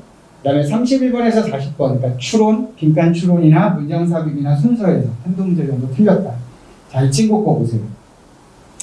국어하고 영어를 좀 보시면 국어는 물론 심화도 이렇게 잡긴 했어요. 예, 요거 다 잡긴 했어요. 올해 또 이제 국어가 변화가 심해졌으니까 이 실전을 잡았잖아요. 참고로 작년에 저희 반 학생 중에 수학만 좀 약한 친구가 있고 국어에서는 문학은 괜찮았고 독서만 괜찮지 않은 친구가 있었어요. 그래서 이 친구 그 영어는 외고 학생이라 영어는 괜찮았고 그래서 이 친구는요 영어는 실목 딱 하나만 들었고 국어를 문학을 안 들었어. 시즌2, 시즌3 때 지금 5월 3일날 개강하는 게 시즌2거든요.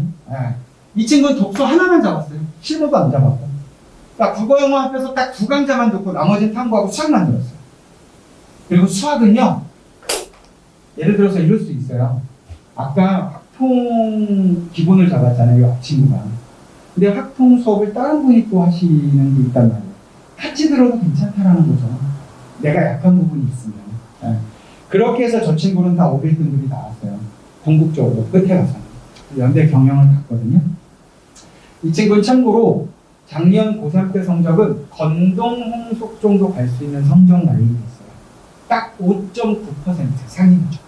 그러니까 정말 잘 가면 뭐 숙대 이상? 그 정도였었는데 연대 경영을 갔죠. 그러니까 서울대를 조금 낮은 과를 써보자 했는데 뭐 과가 싫다고 그래서 연대 경영을 가겠다고 그래서 그렇게 갔고 자 이번엔 자연계 국어 수학 모두 어렵고 수능이 이랬고 논술 준비 거의 못했다. 하작 선택했고 비슷하게 틀렸고 중킬로부터 아예 풀지 못했고 근데 이제 이과니까 학종을 선택할 수는 없으니 그래서 미적 선택을 했고요. 여기서 추론에서 많이 틀렸고 어휘어법도 조금 자주 틀렸고 이런 친구. 시간표 설계를 수원 기본 수투 미적 기본까지 하작 기본 국어 실전 기본 이건 시간 문제 때문에 하도 시간이 부족하다고 그래서 그 다음에 이제 다 전체적으로 다 그리고 요거까지 잡았죠. 아까 제가 말씀드린 거 탐구 요렇게 잡고 수원만 뺀 상태에서 수투. 그래서 만약에 이럴 수도 있어요. 수업이 좀 많았으니까 제가 실제로 올해 시간표 짜준 학생들은 요 앞에 두 개를 비웠어요. 일부 복습하라고. 그러니까 미적 딴 데서 잡으면 됩니다. 그런 식으로 그러니까 지금 보시면 혹시 눈치채셨는지 모르겠는데 목요일을 제외한 나머지 보시면 하루에 수업 4개 잡는 날이 거의 없어요. 그러니까 가장 많이 들어봐야 3개 정도 잡으시면 돼요. 2 이상 잡는 건 좀 무리니까. 전체적으로 다 공부 잘하는 학생들이었습니다. 그래서 이 친구는 수학, 국어. 그러니까 초반이기 때문에 문학하고 독서를 다 잡은 거예요. 이 친구 국어가 계속 안정적이면 저라면 제가 담임이라면 저는 국어 실전 딱 하나만 잡게 할 거예요. 논술도 다 잡았고 전반적으로 다. 여기 2 과목은 또 여기에 있으니까 여기가 좀 비죠. 파트는 여기 있었고요. G2도 여기 있습니다. 시간표 이해되시겠어요? 자, 요거는 제가 작년에 이제 담임을 하면서 저는 이렇게 생각해요. 오늘 이제 여기 오셨잖아요. 여기서부터 쭉 이제 내용을 들으시고 아이한테 물론 담임 선생님들이 이렇게 얘기를 하시겠지만 저는 이렇게 생각해요. 시즌2가 5월 3일부터 6월 27일까지인데 이게 다른 학원의 1학기거든요. 정말 제가 간절히 부탁드리고 싶은 게 하나가 뭐냐면 요즘 아이들은요 예전하고 비교했을 때 요즘 아이들이 갖고 있는 특성이라고 그럴까요? 성향? 첫 번째 되게 좀 심리적으로 약한 애들이 많은 것 같아요. 그리고 두 번째 왜 이렇게 주변 환경에 신경을 많이 쓰는지 모르겠어요. 세 번째 왜 이렇게 급한지 모르겠어요. 지금 이 시기에 굳이 4점짜리 킬러 못 푼다고 해서 불안해야 될 이유가 전혀 없거든요. 자, 아직 개념의 틀을 구축해야 하는 시기다. 이건데 제가 시즌 1, 2 때 어떤 상담을 많이 받았냐면 애가 오잖아요. 그럼 저한테 이렇게 질문해요. 선생님, 내가 선생님이 종례 때 선생님들 수업 교재 복습하고 개념서하고 연결해서 이렇게 복습하고 컨텐츠에 적용해보고 하라고 해서 하고 있는데 독서실에 앉아서 이렇게 공부하다가 이렇게 보니까 옆에 놈은 현우진 거 하고 있는 거야. 뉴런 뭐 이런 거 하고 있고 옆에 이민규 막 영어 모의고사 하고 있고 저긴 막 오지훈 막 지원하고 있고 저긴 윤도영 하고 있고 이러고 있는 거예요. 그리고 뭔가를 막 보고 있는 거예요. 근데 자기는 계속 수업 교재를 벗어나지 못하고 있거든요. 저한테 뭐라고 질문했는지 아세요? 지금 이 시기에 제가 이거 위주로 공부하고 있는 게 맞는지 모르겠대요. 그래서 제가 그랬어요. 그러면 지금 시기에 어떻게 공부하는 게 맞는 거라고 생각해? 근데 본인도 정작 모르는 거야. 그냥 심리적인 불안감. 절대 그럴 필요가 없거든요. 그러니까 제가 작년에 여기는 없는데 한 10몇 프로로 해서 이과 학생이었는데 서울권 진입이 안 됐던 이과 남학생인데 문과로 돌려서 왔거든요. 근데 그 친구 독특하게 동아시아사 세계사를 잡고 왔어요. 근데 거의 제2외 국어도 알아보도 100분위가 99가 나왔어요. 제가 그 친구 연대 합격했을 때 뭐라고 얘기해줬냐면 야 진짜 너처럼 이렇게 지죽은 듯이 앉아서 그냥 변함없이 꾸준히 공부하는 애들이 확실히 잘 된다. 고생했다라고 얘기를 해줬던 친구가 있어요. 그런 부분이 정말 저는 중요하다고 봐요. 왜냐하면 평소에 제가 아까 연대 경영 같은 여학생 있잖아요. 이 친구 어머님이 선물도 주셨거든요. 딸하고 어머님 때문에 고생 많으셨다고. 그래서 제가 농담으로 그랬어요. 가만히 생각해보니까 그 정도 선물 갖고는 안 되겠는데 제가 그랬어요. 모의고사 보낼 때마다 아무튼 애가 딱 3명 있었어요. 여학생 3명. 애가 딱 오면 야 얘도 왔냐 벌써? 그럼 밖에 서 있고. 정말 저도 이제 심리학 박사가 다 된 것 같아요. 그 애는 대부분 뭐였냐면요. 시험을 잘 봤잖아요. 그럼 오늘은 안 오겠네? 와요. 뭐랬는지 아세요? 선생님. 야, 너 시험 잘 봤더라 그래? 오늘 요번 모의고사 그랬더니. 선생님. 이 점수는 자기 점수가 아닌 것 같아요. 운이 좋았대요. 야, 그럼 이게 네 점수가 아니면 누구 점수냐? 그럼 또 못 보잖아요? 다음 또 못 보면 또 와가지고 전 그러면 벌써 딱 앉을 때 표정 보면 오늘은 긍정적 메시지가 아닌데? 그럼 이제 휴지를 준비하고 있어요. 제가 농담으로 그랬다니까요. 야, 카메라 보면 원장님이 보시면 맨날 쟤는 뭘 어떻게 설명하길래 맨날 얘가 뭐냐고 그럴 거예요. 정말 같은 애요, 같은 애. 잘 본 대로 불안. 그거 잡는데 그냥 거짓말 못해서 진짜 1년 다 소비한 것 같아요. 근데 다행히 수능장에서 잘 해결을 해줬죠. 그런 친구가 3명이 있었어요. 그래서 그 3명이 다행히 하나는 연대를 갔고 둘은 서울대를 갔어요. 다행히. 한 친구는 조금 아쉽긴 한데 고대 정도를 넣었었는데 안 됐어요. 어쨌든 이런 부분들 정확한 개념틀이 중요하고 도대체 요즘 애들은 6개월 성적을 왜 이렇게 잘 봐야 되는지 이유를 잘 못 찾는 것 같아요. 6월 목표는요. 내가 그동안 쭉 공부했던 내용 점검하고 그런 시기거든요. 그런 시기. 올해는 더더욱 중요하죠. 문과 손 들어보세요. 문과. 다 여기까지네. 자, 뒤에 말씀드리겠지만 이거 성적표 보시면 아마 깜짝 놀라실 거예요.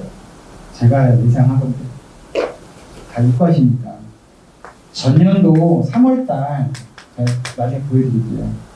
1등급에 약 5,400에서 5,800명 정도가 1등급 안에 있었거든요. 올해 3월 13,000명 정도 있거든요. 근데 이 13,000명 안에 문과는 한 10% 정도밖에 없대요. 그러면 1,300명 빼보시자고요. 그럼 그냥 대충 12,000명이 있다고 치자 이거죠. 작년에 순위 가형의 1등급은 이 정도였다. 근데 올해 순위 가형의 1등급은 이렇다. 그럼 1등급 안에 들어가 있는 인원이 많아진 거잖아요. 2.5배 많아진 거잖아요, 지금. 근데 더 재밌는 건 뭐냐면, 이때는, 이 전년도에는 1등급에 원점수가 하나밖에 없었다고. 95. 그래서 표준 점수 134, 컷 점수가 100분이 96, 뭐 이런 식으로 나왔단 말이에요. 근데 올해는 1등급 해놓고 94, 90 이렇게 돼 있다. 이 둘의 점수가 다 1등급입니다. 이유를 아시겠어요? 퍼센테이지도 퍼센테이지만 공통 과목하고 선택 과목이 있으면 70점, 20점 받은 애가 90이잖아요, 원점수가.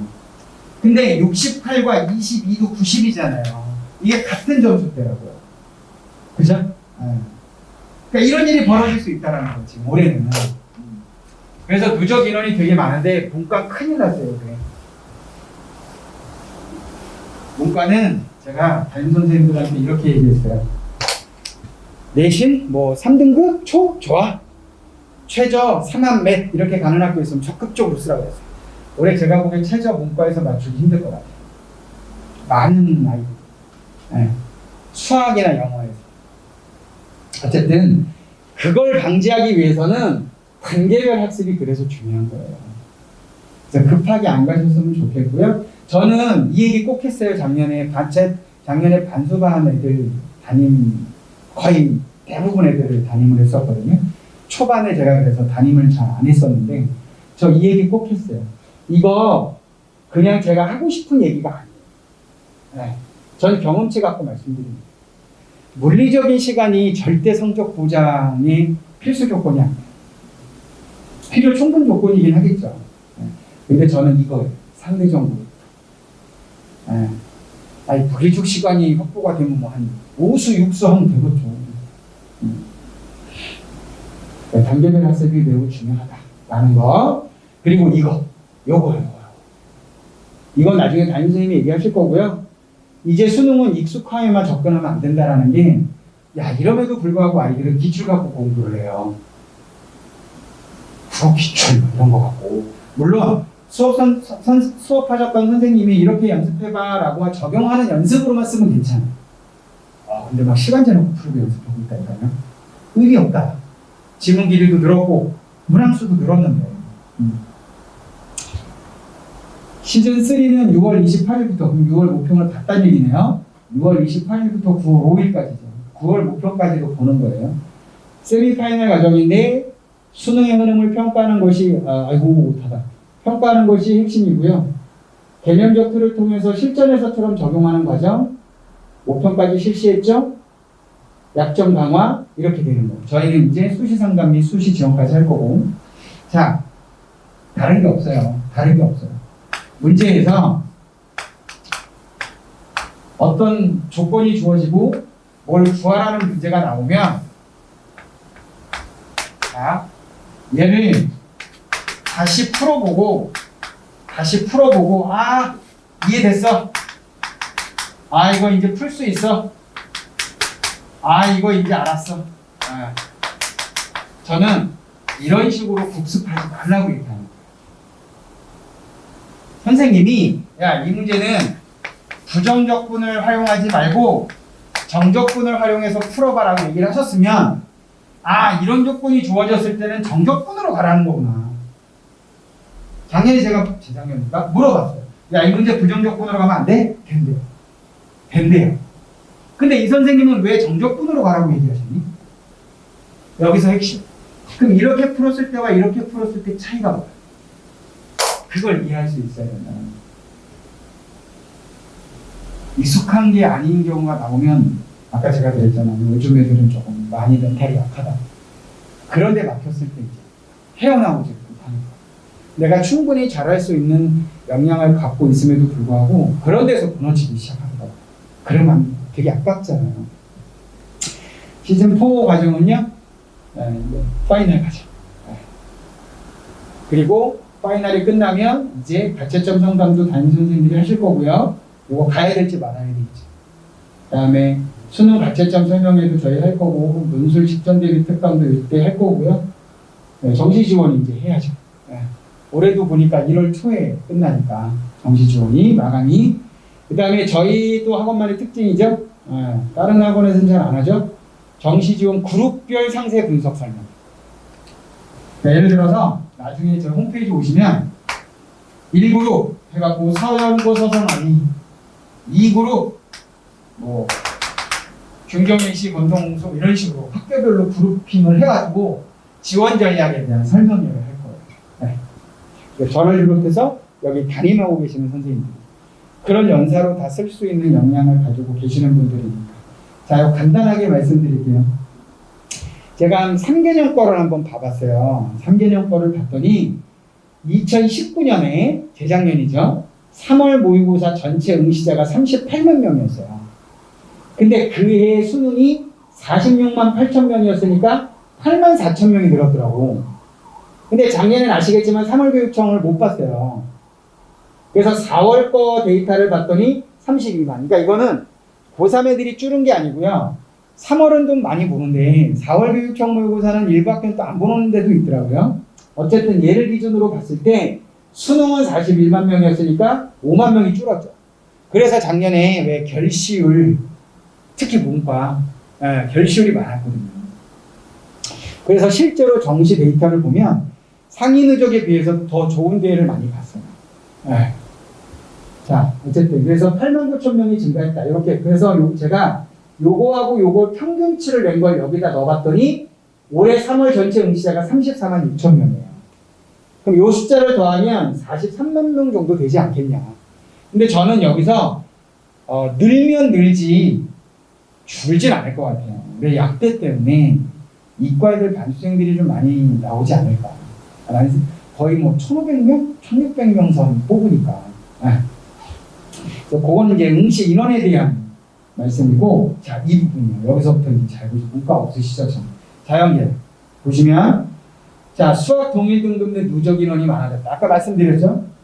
따라서 각 등급 내에 누적 인원이 굉장히 중요한 거예요. 누적 인원이. 여기 도대체 1등급 안에 몇 명이 있느냐. 그러면 이게 왜 중요하냐면, 예를 들어서 서연고 서성환이까지 정시로 뽑는 자연계 인원수가 있을 거잖아요. 근데 1등급 안에 들어와 있는 누적된 인원하고 비례를 놓고 보면 야, 여기까지는 그럼 충분히 쓸 수 있겠는데 이 계산이 나올 거라고요. 정시는 숫자 싸움이니까. 이거는 수시에서 몇 퍼센트, 어느 정도 성적대들이 몇 퍼센트 빠져나간다라는 거를 가정하지 않은 거예요. 네.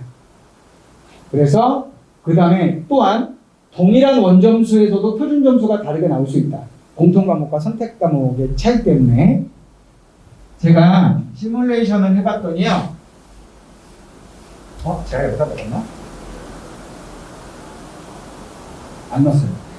뭐냐면 A 학생이 B 학생이 공통 과목 선택 과목이 있는데 여기는 이제 75%라고 하고요.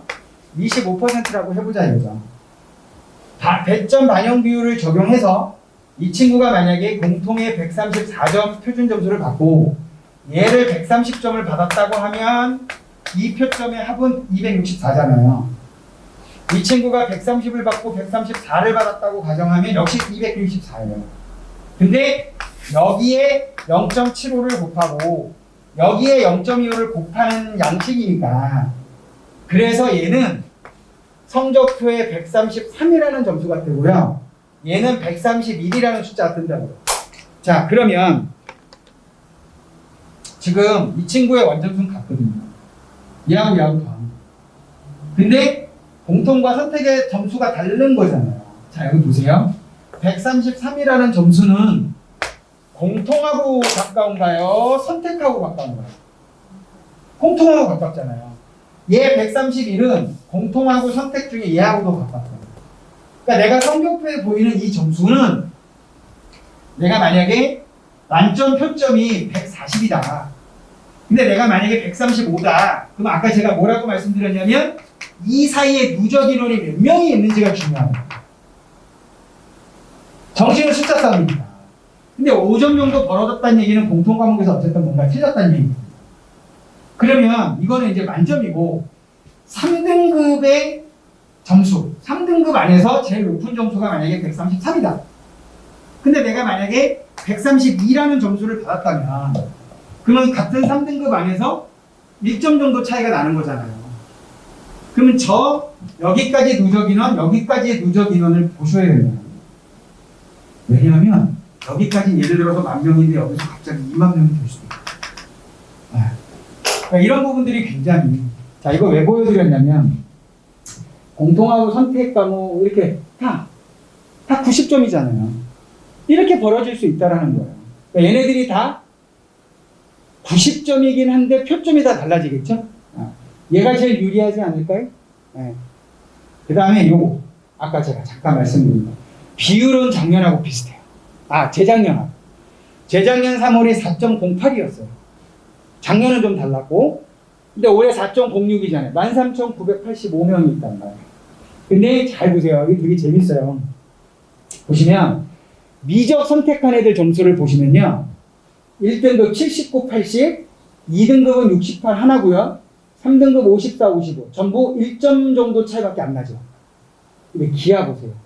84에서 86, 72, 74, 58 다 2점 차. 여기는 3점 차이. 더 벌어지죠? 확통은 더 심각하죠. 더 심각해요. 네. 이 누적 인원에 대한 비율은 비슷한데 이 아름답게 끊겼잖아요. 1등급 4%, 2등급 7%, 3등급 13% 아름답게 끊겼단 말이에요 지금. 근데 누적 인원이 작년하고 달라졌다는 거죠. 이게 재작년 3월 5,800명, 작년 4월이 5,400명. 비율 보세요. 4.08, 4.49. 그러니까 이과도 자기가 원하는 목표 대학을 가려면 적어도 같은 등급 안에서의 표점이 높아야 된다 라는 부분이고, 그 다음에 제가 며칠 전에 상담하는 학생이 있는데 이 친구는 전략적으로 선택을 먼저 푼대요. 국어를 풀 때.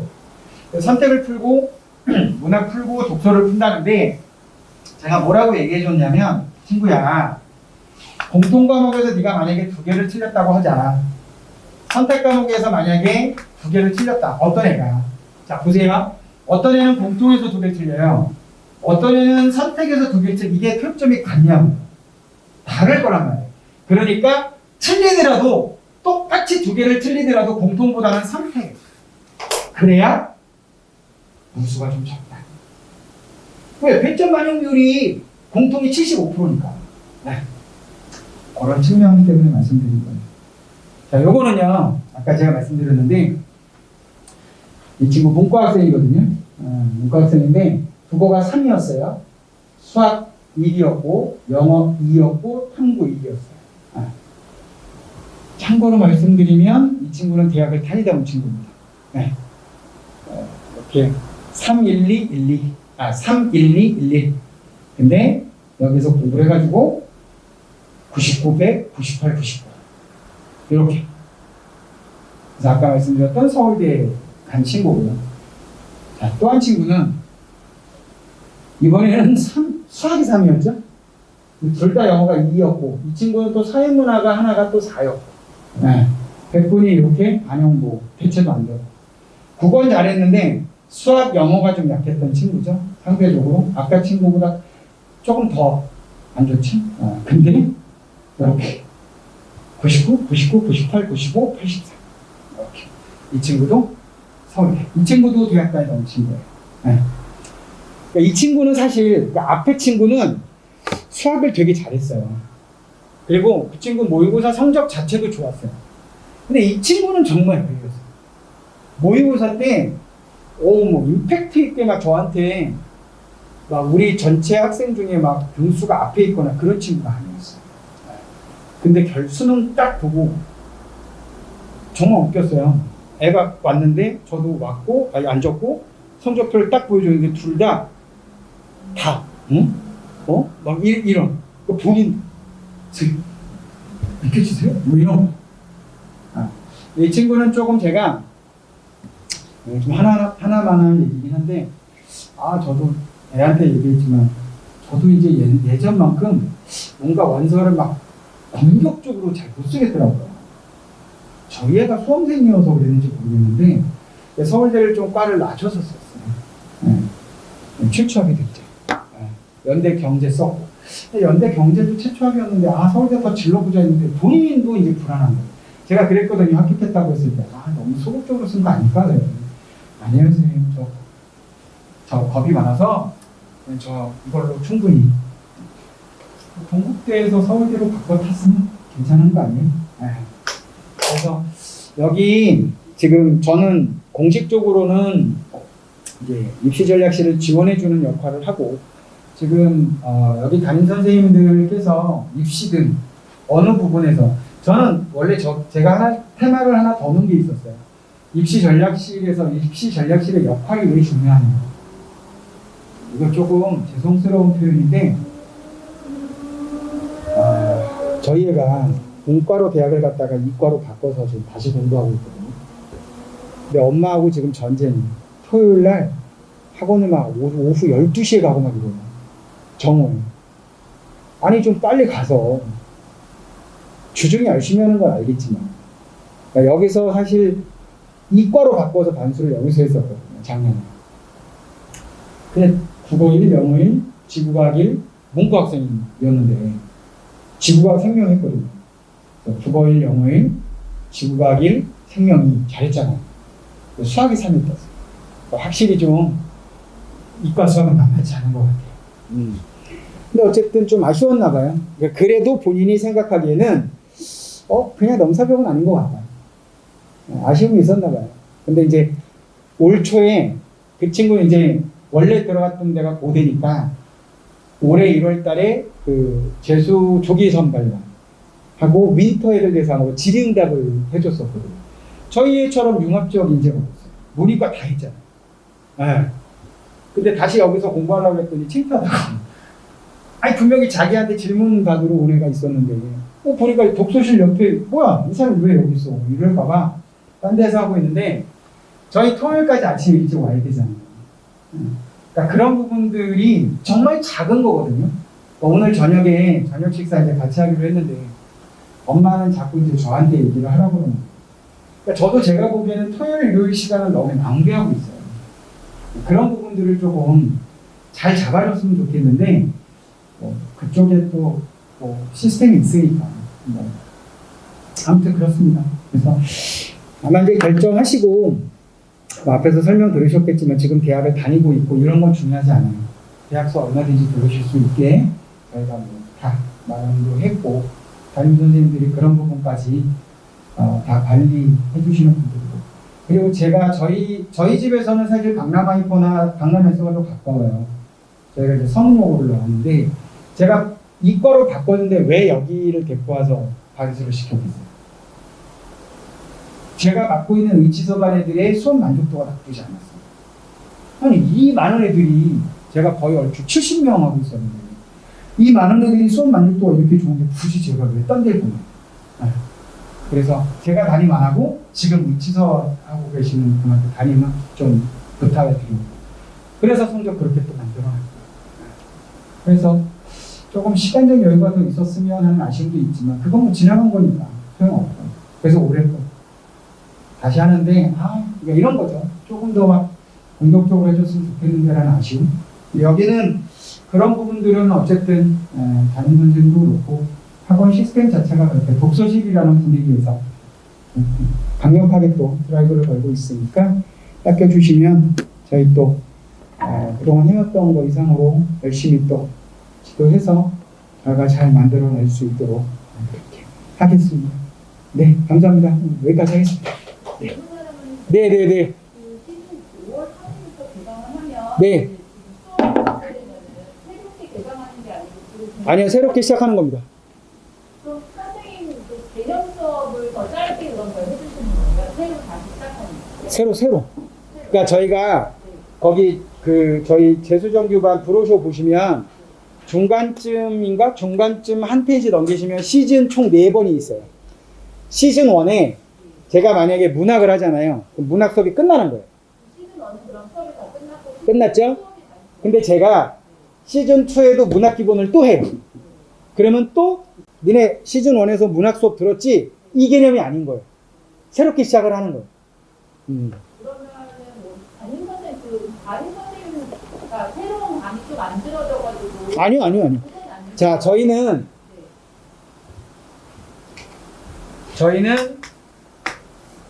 지금 말씀하신 반에 대한 개념이 없습니다. 네. 그러니까 한 교실에 비슷한 성적대들이 모여서 여기서 수업을 듣는 게 아니에요. 그러니까 저희의 생활의 기전은 독서실이에요. 그럼 아이들이 처음에 1교시에 와서 그럼 자기 자리가 항상 있어서 거기에. 네, 그거 제가 설명드릴게요. 수업을 듣고 등원을 하면 독서실 지정 좌석이 있어요. 근데 1교시 수업이 없어요. 그러면 자기 자리에서 본인 공부를 하는 거예요. 근데 2교시에 수업이 있으면 해당 강의실에 가서 수업을 듣는 거예요. 네. 근데 반이 없다 보니까 저희는 꼭 이 수업은 들으셔야 됩니다 라는 필수 수업이라는 것도 존재하지 않아요. 네. 그래서 저희는 친구의 성적이나 유형에 맞춰서 저희가 준비한 강좌 중에 이 친구한테 잘 어울릴 수 있는, 잘 맞을 수 있는 수업을 선택하게 도움을 드릴 거예요. 근데 반은 없지만 담임 선생님은 존재를 한다는 거예요. 그러니까 이 담임 선생님은 아이들의 입시나 학습이나 생활에 대한 부분을 코칭을 해주시고 이분들은 수업을 안 하십니다. 그런데 시즌 2에는 새로운 그 시작이. 네네네네. 개념 수업을 그러면 시즌 2 때 다시 지금 한번 돌아간다는. 네네네, 그렇습니다. 그리고 참고로 시즌 1은 10주, 시즌 2는 8주, 시즌 3, 4는 전부 10주입니다. 네. 2달 반. 또 궁금한 거 있으시면. 네. 삼합.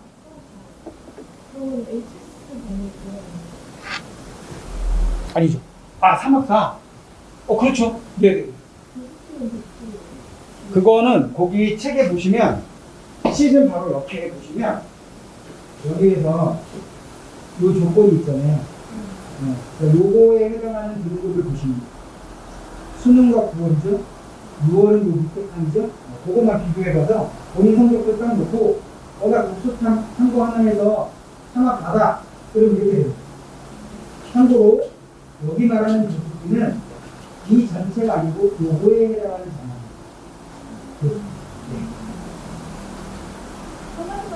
네네네. 학교를 저희 아이들 다니고 있는 한데 그러면 기말고사가 저 같은 경우는 이제 5월달에는 수업 안 듣고 학원을 만약에 이제 보내게 되면 기말고사는 이제 가야 되잖아요. 그 부분은 학원에서 조금. 네네. 그렇습니다. 그러니까 만약에 그 대학 수업을 들어야 되는 친구들은 두 가지를 물어보거든요. 이 강의는 실시간으로 들어야 되느냐, 아니면 아무 때나 들어도 되냐. 만약에 실시간으로 들어야 되는 과목이 몇 개가 있다. 그럼 그거를 미리 알려주시면 그거 빼고 시간표를 잡아 드릴 거예요. 근데 지금 말씀은 대학 수업 안 듣고 기말고사만 보겠다. 근데 지금 이 수업 시간표를 잡아 놓은 상태잖아요. 그러니까 그 수업을 빠지는 거는 본인이 좀 감수를 해야죠. 기말고사는 볼 때 내가 만약에 무슨 탐구 수업이 있거나 수학 수업이 있는 그건 못 들을 거잖아요. 정해진 시간이 있을 거니까. 그러면 용인해 주실 수. 그럼요. 네, 네, 그렇습니다. 그러니까 기말고사란다. 저희는 그 독서실에서 대학 수업을 들을 때 타이핑을 하지 않거나 뭐 발표를 해야 되는 그런 게 아니고 그냥 듣기만 해도 된다 그러면 독서실에서 들어도 되는데, 만약에 타이핑을 하거나 발표를 해야 되는 경우는 저희가 따로 별도로 장소를 마련을 해놨어요. 네. 또 혹시 뭐? 저는 아주 용이한 질문인데요. 입사할 때 기하를 선택하는 건 너무 에너지가 적어서 불리할까요? 입시적으로 말씀을 드리면 지금 확통하고 미적하고 기하 세 개를 놓고 봤을 때 평균이 제일 낮은 게 확통이고 두 번째 낮은 게 기하고 미적이 평균은 제일 높아요. 그 다음에 표준 편차가 생각보다 많이 벌어져 있죠. 그럼 이 얘기는 무슨 얘기냐면, 저희가 표준 점수를 구할 때 표준 편차를 가지고 원점수에서 평균을 뺀 걸 얘로 나누는 거거든요. 그러면 지금 기하가 미적하고 비교를 했을 때 평균이 기하가 낮아요. 근데 이 편차가 만약에 거의 비슷하다면 그럼 만점 표점의 값은 미적보다 기하가 더 클 수 있다라는 거죠. 그러니까 지금 기하가 선택수가 적고 이 부분이 아니고 예를 들어서 선택 과목에 조정 원점수를 구하는 공식이 있단 말이에요. 여기에다가 A, B 두 과목이 있는데 얘가 쉽고 어려워서 얘가 손해를 보면 안 되잖아요. 그러니까 이걸 어느 정도 상쇄를 시켜주겠다. 그게 평가원의 목표거든요. 그래서 여기다가 공통 과목의 표준 편차를 곱해줘요. 그리고 여기까지 구한 값에 더하기 공통 과목의 평균을 여기다 더해주는 거예요. 그럼 생각해 보세요. 평균은 미적이 높잖아요. 근데 평균이 높다는 얘기는 시험이 어떻다는 얘기예요? 평균이 높았다는 얘기는 시험이 상대로 쉬웠다는 얘기잖아요. 그럼 편차값은 떨어져. 그러니까 이게 반비례 관계로 가는 거예요. 그래서 어느 정도 상쇄를 시켜주겠다는 거죠. 네. 근데 공통 과목에 이건 공통 과목이잖아요.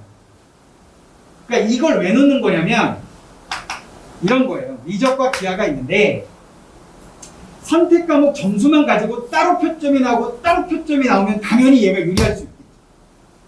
근데 그게 아니잖아요. 얘네들의 조정 완점수를 통해서 하나의 표점으로 가는 거란 말이죠. 그래서 아까 제가 여기서 보여드렸지만 1등급 컷 자체에서 원점수가 다르잖아요. 1등급 미적은 79, 80인데 기하는 84, 86이라고. 그러면 이성적으로 봤을 때 이 평균이 얘가 더 높아야 되는 것처럼 보이잖아요. 기하가. 근데 실제로 그렇지 않아요. 네. 그러니까 어쨌든 그 부분은 인원수에 대한 당연히 그럴 수 있죠. 근데 역으로 생각하면요. 문과에서 경제라는 과목이 있어요. 얘 만점 표점이 되게 높거든요. 근데 하나 틀렸어요, 두 개 틀렸어요, 세 개 틀렸잖아요. 이 세 개까지 틀린 애가 생윤에 두 개 틀린 애보다 100분의 1가 높아요. 그러니까 편차가 이만큼 줄어들겠죠. 잘하는 애들 위주로 몰려있으니까. 그러니까 이 값이 작아지는 거예요. 그러니까 이 전체 값은 커질 수밖에 없는 거죠. 네. 그러니까 그거는 모집 단위를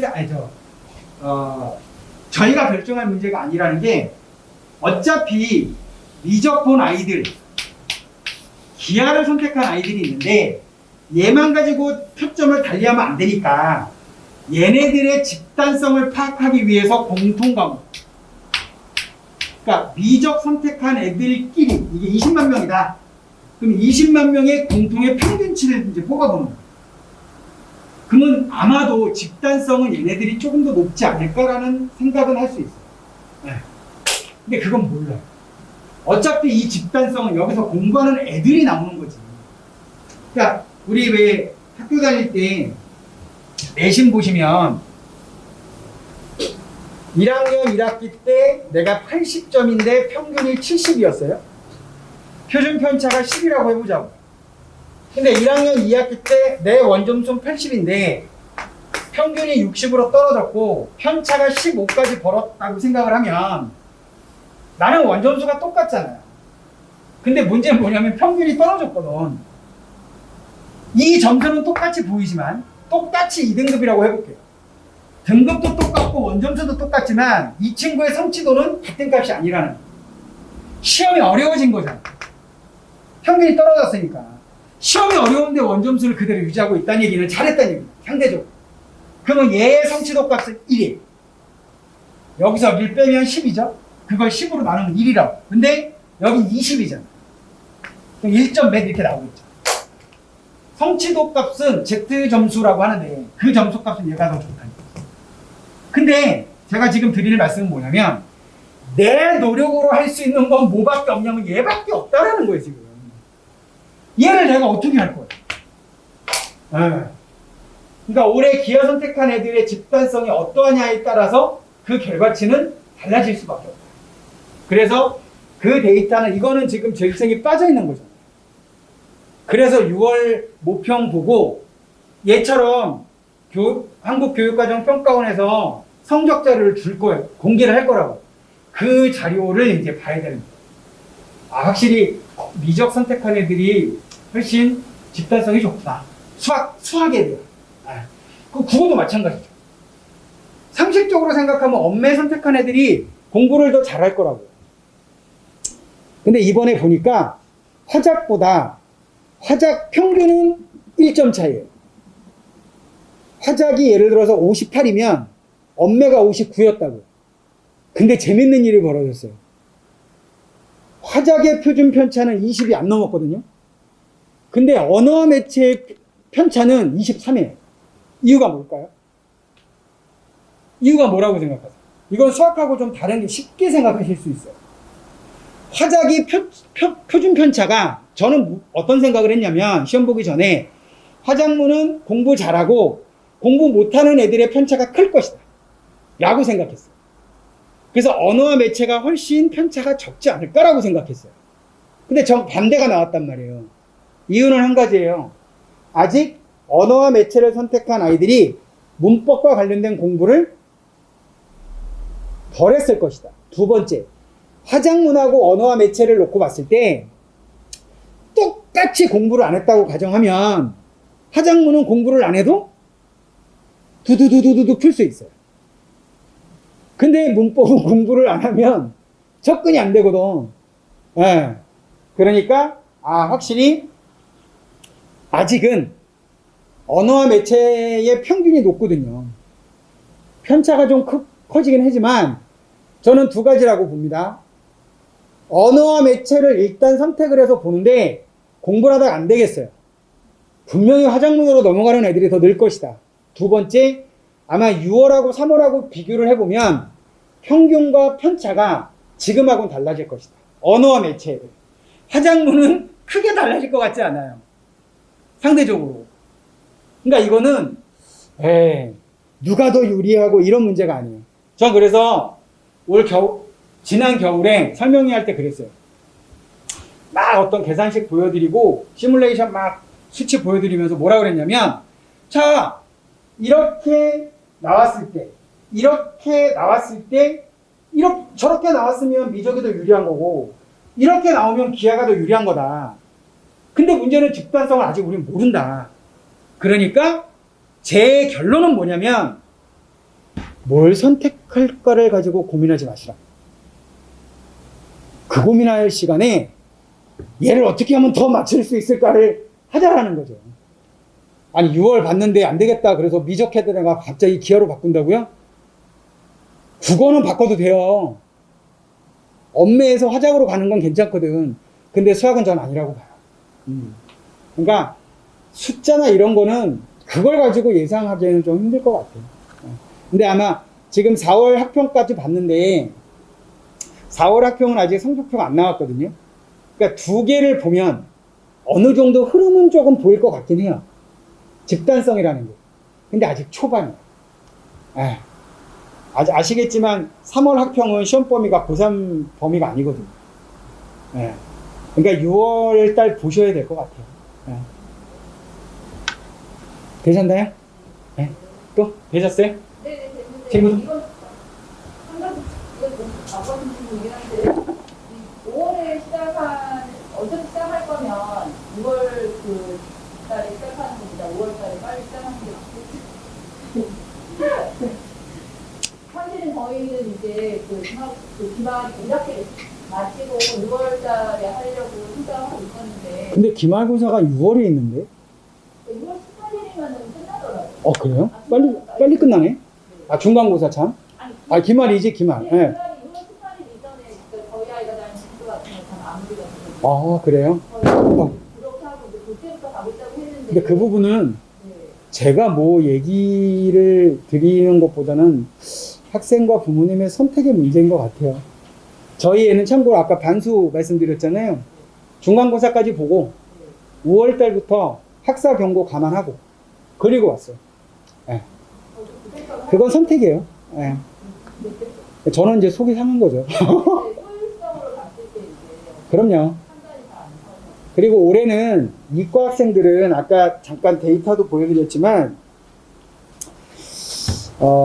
여러 가지 작년 기준으로만 생각하시는 범주는 아닌 것 같아요. 올해는 입시적으로 봤을 때. 그러니까 교과든 종합이든 논술이 됐든 논술도 이제 5월 수시 확정안이 나와봐야 알겠지만 지금 시장에서는 미적을 기반으로 해서 골고루 낸다라는 얘기도 있고 저는 어떻게 예상을 했냐면 수능처럼 공통에서 수원수투에서 한 문제 내고 뒤에서 세 문제를 놓고 택하나 이런 식으로 가지 않을까. 아니 미적을 안 하는 학생한테 미적을 펴라라는 거는 조금 상대적으로 좀 불리하지, 그러니까 이성적으로 타당하지가 않다라고 생각을 한 거예요. 왜냐하면 전년도에 연대성대가 수리 논술에 뭐를 넣은 기하라는 출제 범위에 기하가 있었다고요. 그래서 저도 수학 선생님하고 자꾸 이제 얘기를 해봤는데 그분 말이 정답이었어요. 뭐냐면 야 이건 그냥 출제 범위고 출제 안 할 수도 있는 거 아니냐? 이거 왜 내? 기하를 수능 범위도 안 돼. 근데 연대성대가 기하를 안 냈다고요. 네. 그러니까 그거는 조금 수시 확정안이 나와봐야 5월달까지 나올 거예요. 그게 나오고 나서 아 정말 대부분 대학들이 미적 기반으로 간다 그러면 기하 선택한 애들은 조금 수리 논술이 좀 버겁긴 하겠죠. 네. 아무튼 뭐 그거는 이제 확정안이 나와봐야 하는 거예요. 그러니까 그거는 선택의 문제. 네. 네. 네. 마치겠습니다.